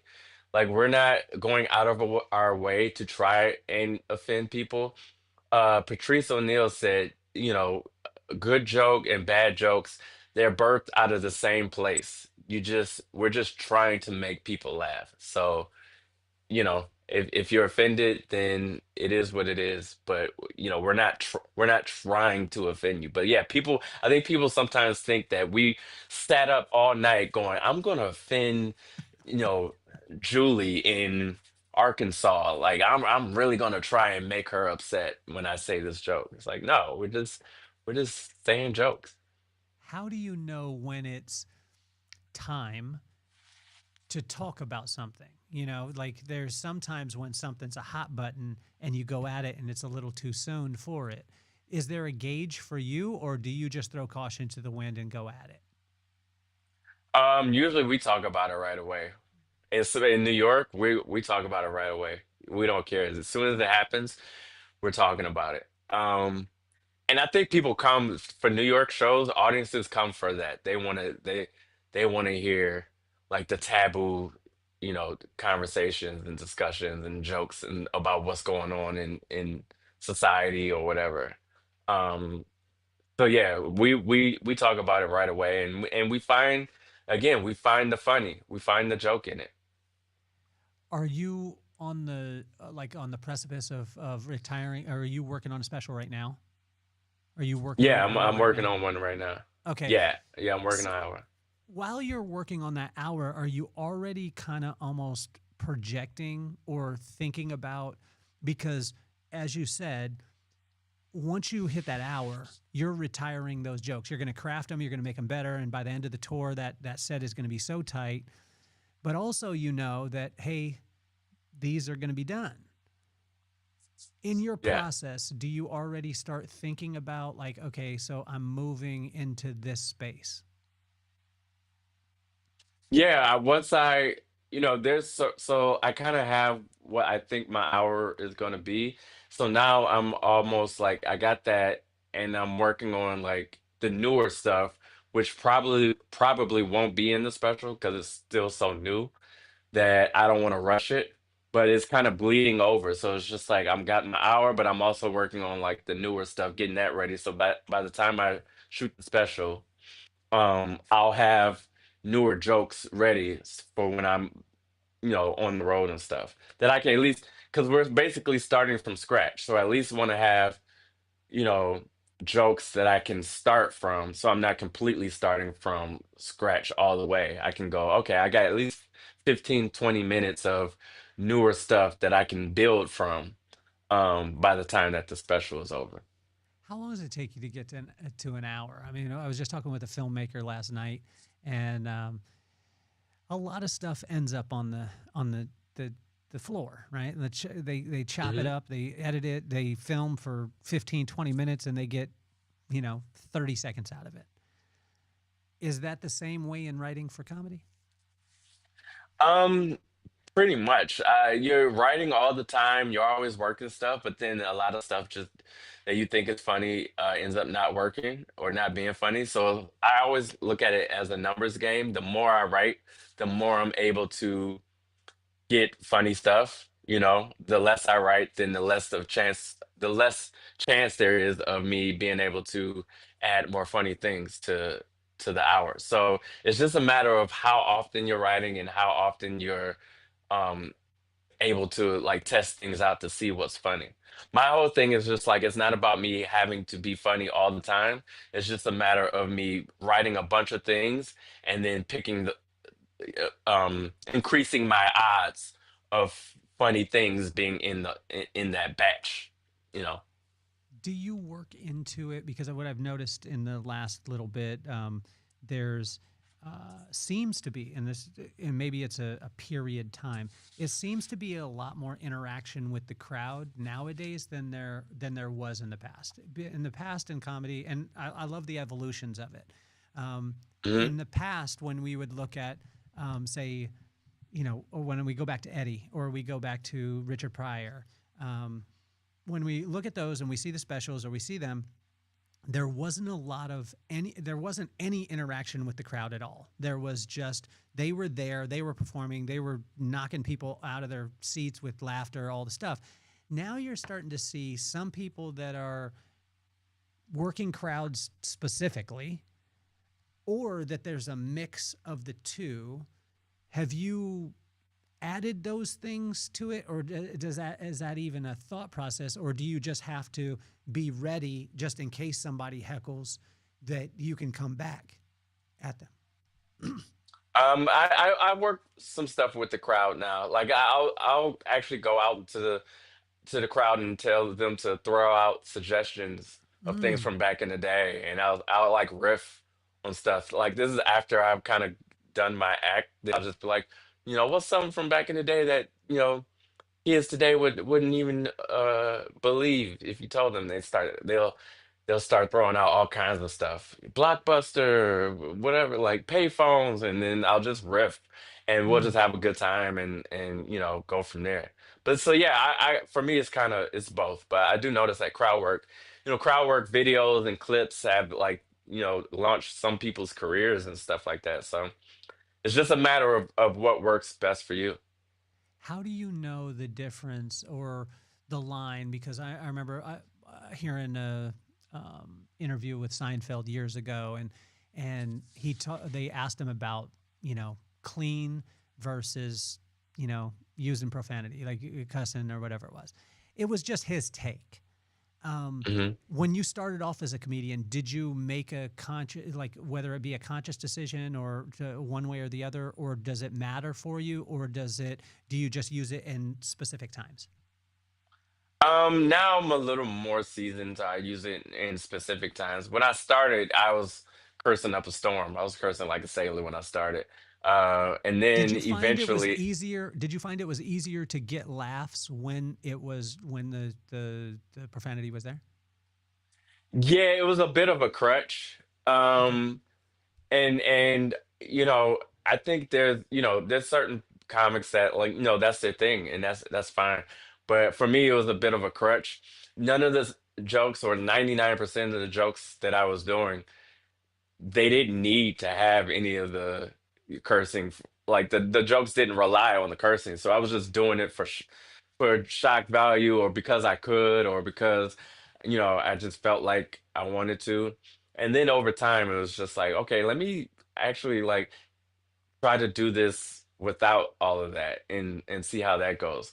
And sometimes I would when it would work against me when I would go to look at old clips of mine when I needed to submit something like to a Oh, festival or something like that. And I'm like, oh yeah, I got a clip. And then I'm just like, F ba, and I'm like, I can't submit this. What is this? And then I noticed like I don't have anything that's like submittable. So I just said, you know what? Let me actually be more mindful of the type of things that I'm doing and be more purposeful of that. If I don't need to say use a curse word or whatever, then let me not do that just so that I'm not relying on it as a crutch. there's a couple of people in my life that when I do something, anything in my life, whether it be a performance or whatever it is, where if they say, "Man, I love that," it it means more than thousands of people liking, commenting, sharing, doing all the stuff. Who are those people in your life? It's usually my sister. She's my day one, you know, fan. When she points something out, then I know I'm doing it right. Stuff like that, and other comedians. When other comedians that I respect point out certain things, then it makes me feel good, and it Mm. lets me know that I'm doing the right. I'm on the right path. Who are the comedians right now that if they if they call or they just pull you aside and say, "Man, that was it." Who are those people to you right now? Let's see. I was just my friend Gina Brion. She's great. My guy Jordan Fisher. He has a character called Gangster Chef that's going super popular right now, but he's a funny comic. My friend Caitlin Palufo. There's a lot of comics, like New York comics that when they give me props, I'm just like, man, that felt good. What about to the younger comics? Like, you know, the place where you're at and the things that you're doing, whether you're touring, you're working, you're doing your thing. What is the few words that you would have loved to hear from a seasoned comedian like yourself, that if there's a younger comedian out there that's listening? Keep going. When I was coming up, I had a few comics that were older tell me like, "Hey, man, you're awesome. Just keep going. Just don't give up. You're awesome. Keep going." And that really meant a lot to me. That really meant a lot. So I always try to make sure that we younger comics, when I see something in them, I let them know, because I know that takes you when the low times, it gets you through the low times, and it you need that to like propel you through sometimes, because it can get pretty frustrating at times. So I try to let them know like, hey, you're funny. Just keep going. Just keep doing it. How do you know when to give the constructive criticism as opposed to the encouragement? Well, if they ask, I don't. I try not to give unsolicited critiques. But if they ask for my advice, or if they ask for my input, then I'll I don't have a problem with being honest and straight up with them. But only if they're asking, then I'll kind of give them my honest opinion on stuff. But I'm always doing it in through kindness. Like I'm not, I'm never doing it in any type of malice or anything like that. But yeah, I think giving honest feedback is always helpful. There's a Charles Barkley moment. He was just on David Letterman's My Next Guest Needs No Introduction. And he said that there was a turning point in his career. He was phenomenal in college, great in high school. He got to the pros, and Moses Malone, he said, changed Hmm. his life and changed his career. And he said that Moses Malone called him up to his apartment and sat him down, and he said, "You're fat and lazy." And Charles Barkley said that that changed everything for him. He started to lose weight. He started to feel better. And then he started dominating. Was there a Charles Barkley, Moses Malone moment for you in comedy? Yeah, I think early on I was getting a little too big for my britches, and I was like, when I first started getting like not success in the sense of the way I see it now, but success for me at that time, I was posting about it all the time, and because I was just excited, so I was just a post. Oh man, I just got this. This is great, and posting, posting, posting. And somebody had to actually tell me, like, "Hey, you kind of sounded like a like a jackass, like to people. Like it's not endearing to your fellow comedians to you bragging about this or bragging about that. And it was never me intending to brag, but I was just so you struggle for so long that you get excited when you start to get stuff. But I didn't. I had to think about it from that perspective, like, oh, it does it does sound kind of obnoxious if I'm like, posting about this in this way or whatever the case. But I was grateful for that. I was grateful that they kind of pulled my collar and uh told me Was that. it a call, Charles? Was it a call, or was it a text, or was it a FaceTime, or was it a like, hey, let me grab your shoulder real quick and tell you? And who was it? Who told you? It happened twice. I didn't learn my lesson the first time. It was one time it was at an open mic actually, and the comic got on stage and started doing an impersonation of me Oh, on Facebook. It was like, I'm Charles Mcbee, and I just booked the blah blah blah blah blah, and it killed, and everybody was laughing because they agreed, and I was like, oh wow, and I was like, duly noted. did you high Yeah, five him afterwards? Did they give you? I yeah. mean, yeah. Yeah, totally. No, it was all good. And he didn't do it in any type of malicious type of thing. It was all fun and I deserved it. And I was like, you know what? You're right.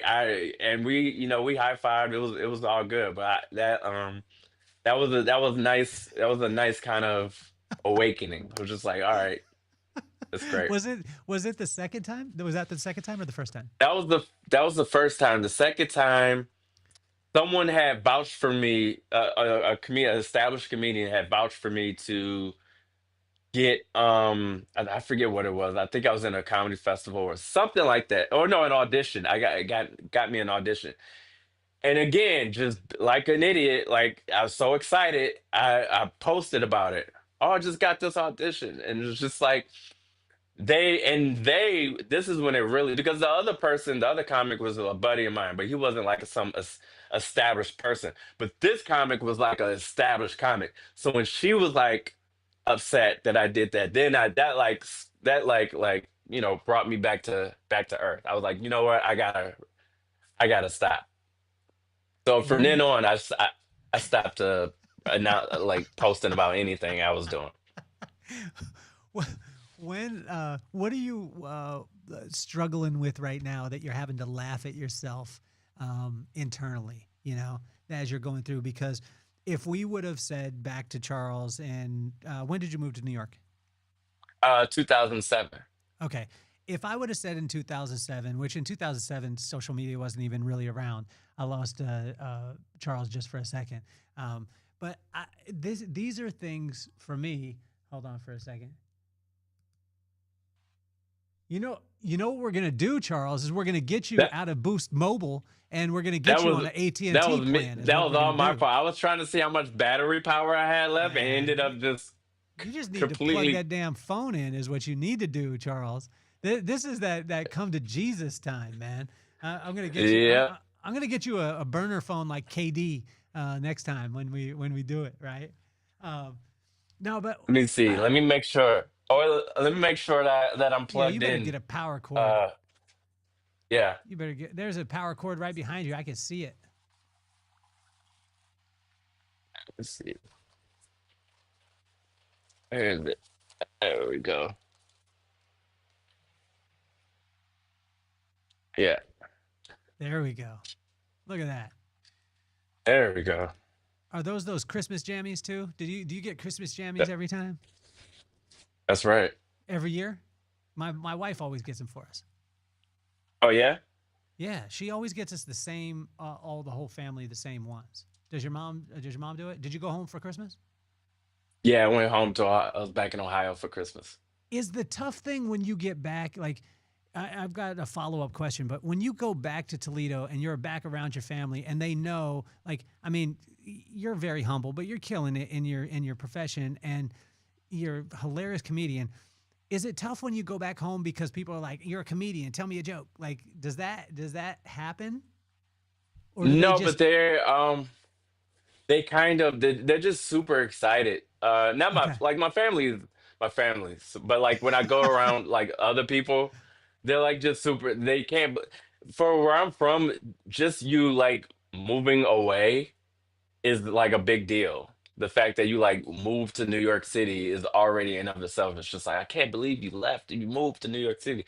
So the fact that I'm doing all these things, it's just they just can't conceive it. So it's almost sometimes it's awkward for me because they'll make it a big deal, but I'm just like trying to be back home. You know what I mean? Just I'm just having trying to yeah. like just chill and be back home. But they're like, oh my superstars here. It's like, oh gosh.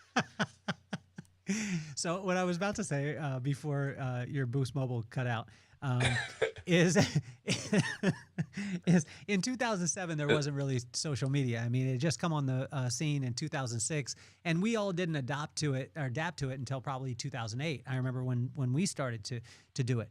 If I would have told you back then in 2008, hey, you're going to have millions upon millions upon millions of views. One video will just get that. Millions of people are going to watch you.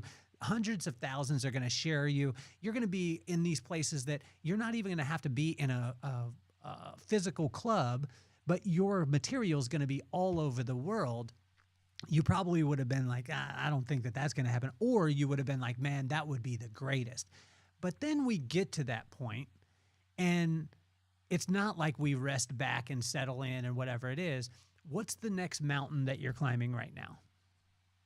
Um, Really, it's just I've learned to stop putting so much pressure on myself and to give myself grace and just enjoy be present in everything that's happening now. So now it's like we're just building on everything that's already happening. It's like, oh, okay, people are enjoying what we're doing. Let's build on that. Let's see if we can create some different types of content that they'll also enjoy. I'm trying to get more people over to YouTube so I can do longer form content and have that as another platform as well.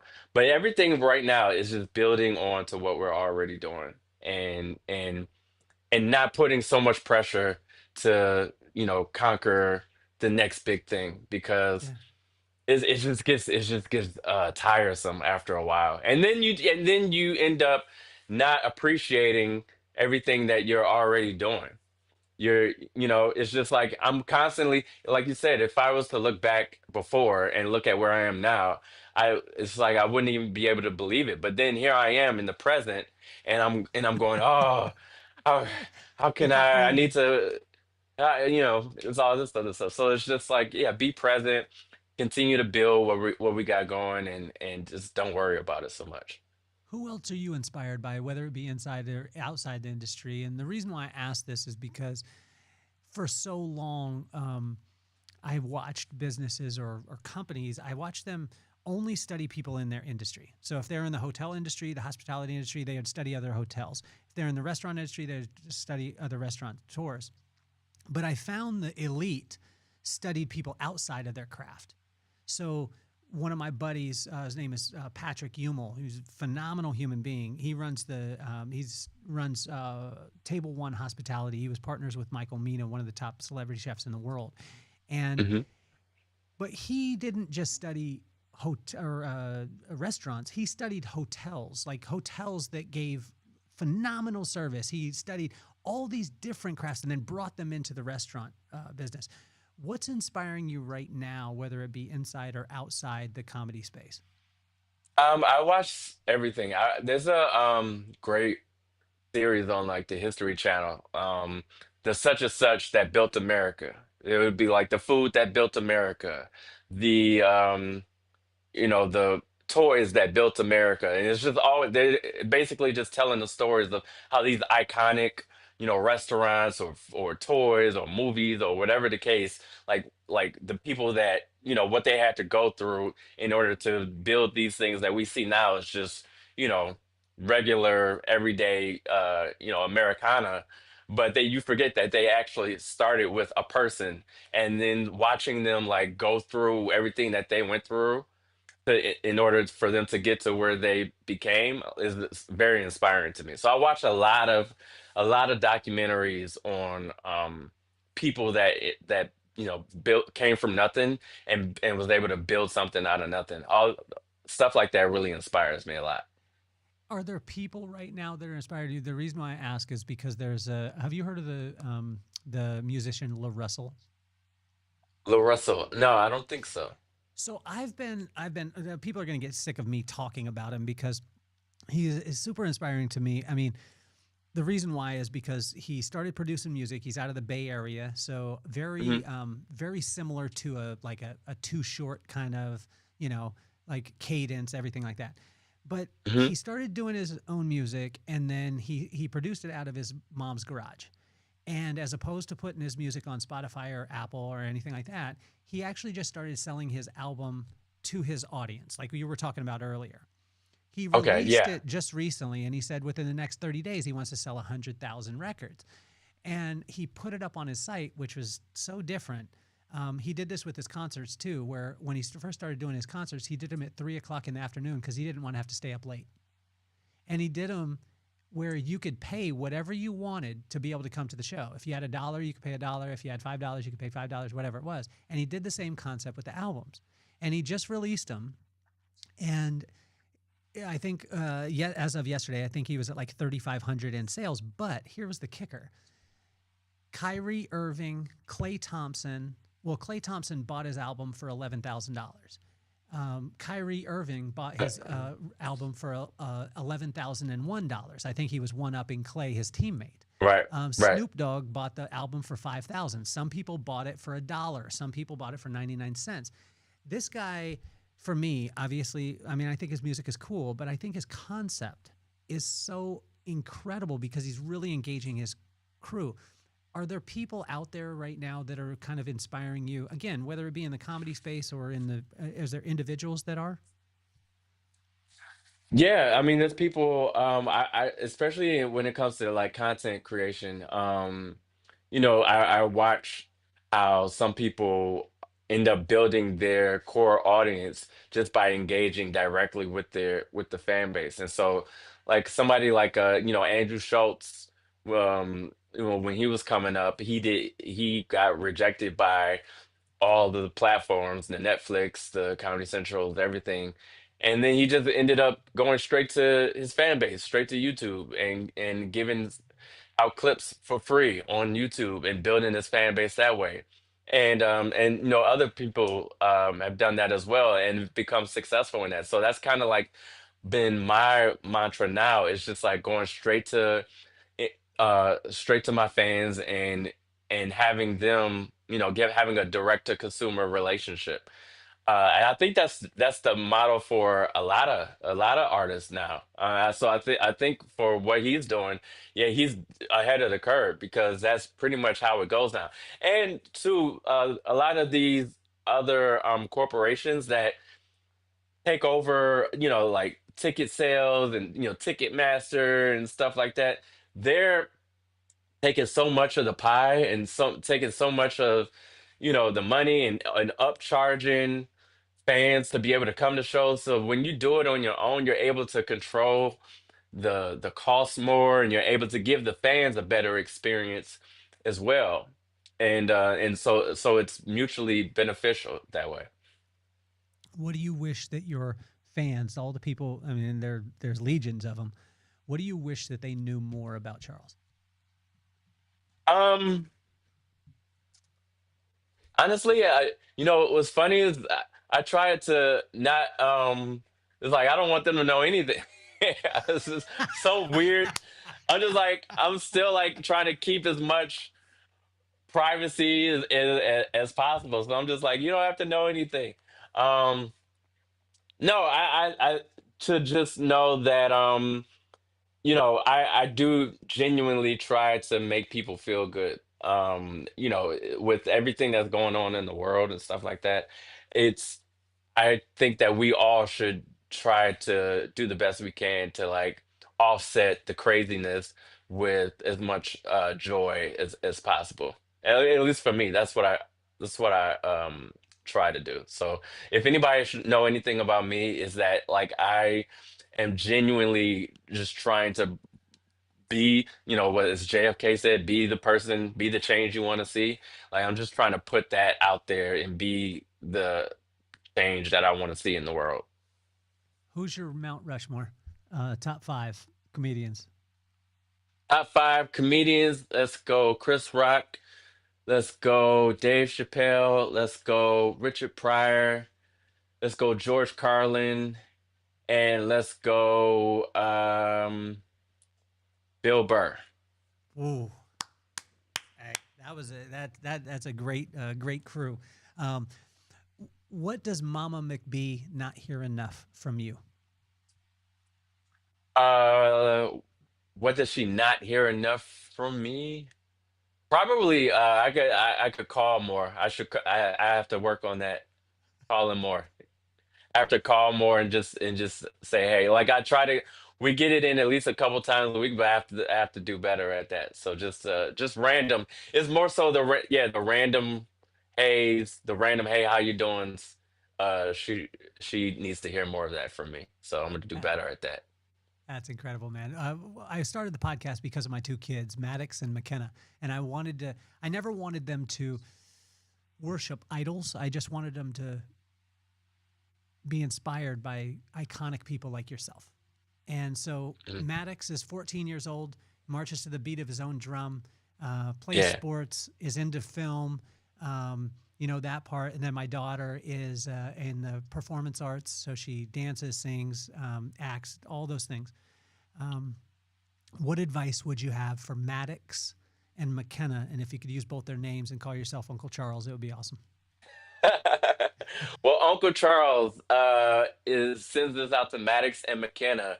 I would tell them to follow their passion, and don't take for granted that they have parents who are supportive and who are in their corner. Because when they get out there into the world, they'll see that it's not always the case. And so, really, be grateful for that. But follow your passion, and understand that any setbacks you have is not a loss, it's just a lesson. And you can use that. And as long as you use any setbacks as a lesson, as an opportunity to learn, then it's not a loss, it's a win. And then you go from there and you'll always be successful. Charles, it's amazing. I mean, from a guy from Toledo who's willing to take off and go to the big city of New York and not only do that, but do the things that it takes to fund your passion. And then now you're working your passion, but even in the place where a lot of people would say that you made it or that, hey, things are great for you, you're still doing the work, still putting in the work and putting in the reps. And I just want to tell you how much it means to me to hear it and how much respect I have for it. Even though it took Thank you. even though it took 8 months to get your ass on the podcast, you know what I'm saying? Because you're the busy man. No, but it's just been an absolute pleasure to have you. Where's the is there any places where people go see you like in the near future, as far as right now? You could go, so charlesmcbee.com has all my dates on there. So all my tour dates are on there, and I'm constantly updating. I'm adding, even now we're adding more cities. So if you go to charlesmcbee.com, obviously on my Instagram as well, you can see everything there. And I'm gonna send you that date for San Diego, so that we know, so that you're in the building. Oh, I can't wait, man. Well, if you're not listening to his Instagram, if you're not watching his Instagram, if you're not why, like, I really want people to check out your YouTube too, because I want more long form of you, which I think is great. But honestly, like, we'll have the link for your website. If you could stick around for a second, we're going to run a commercial, Charles. And if you could stick around Okay. for a second, it would be cool. Is that cool? Okay, cool. Dude, you did amazing, man. Way better than advertised, and you're advertised very well. You're incredible, man. Thanks again for being on the Thanks. show, bud. No, man. Thanks Appreciate for you. having me. Appreciate it. You're officially off the hot seat. Peace, love, and soul. Yeah, yeah, and this the vibe that raised us, made us, saved us. Love so strong that the hard times praised us. From base life roots to the freeway nights, we turn small rooms into launch pad flights. Yeah, this the vibe that raised us, made us, saved us. Love so strong that the hard times praised us. From base life roots to the freeway nights, we turn small rooms into launch pad flights. We begun surfing waves too low, made our own rules everywhere we go. Held tight to the truth that our parents declared.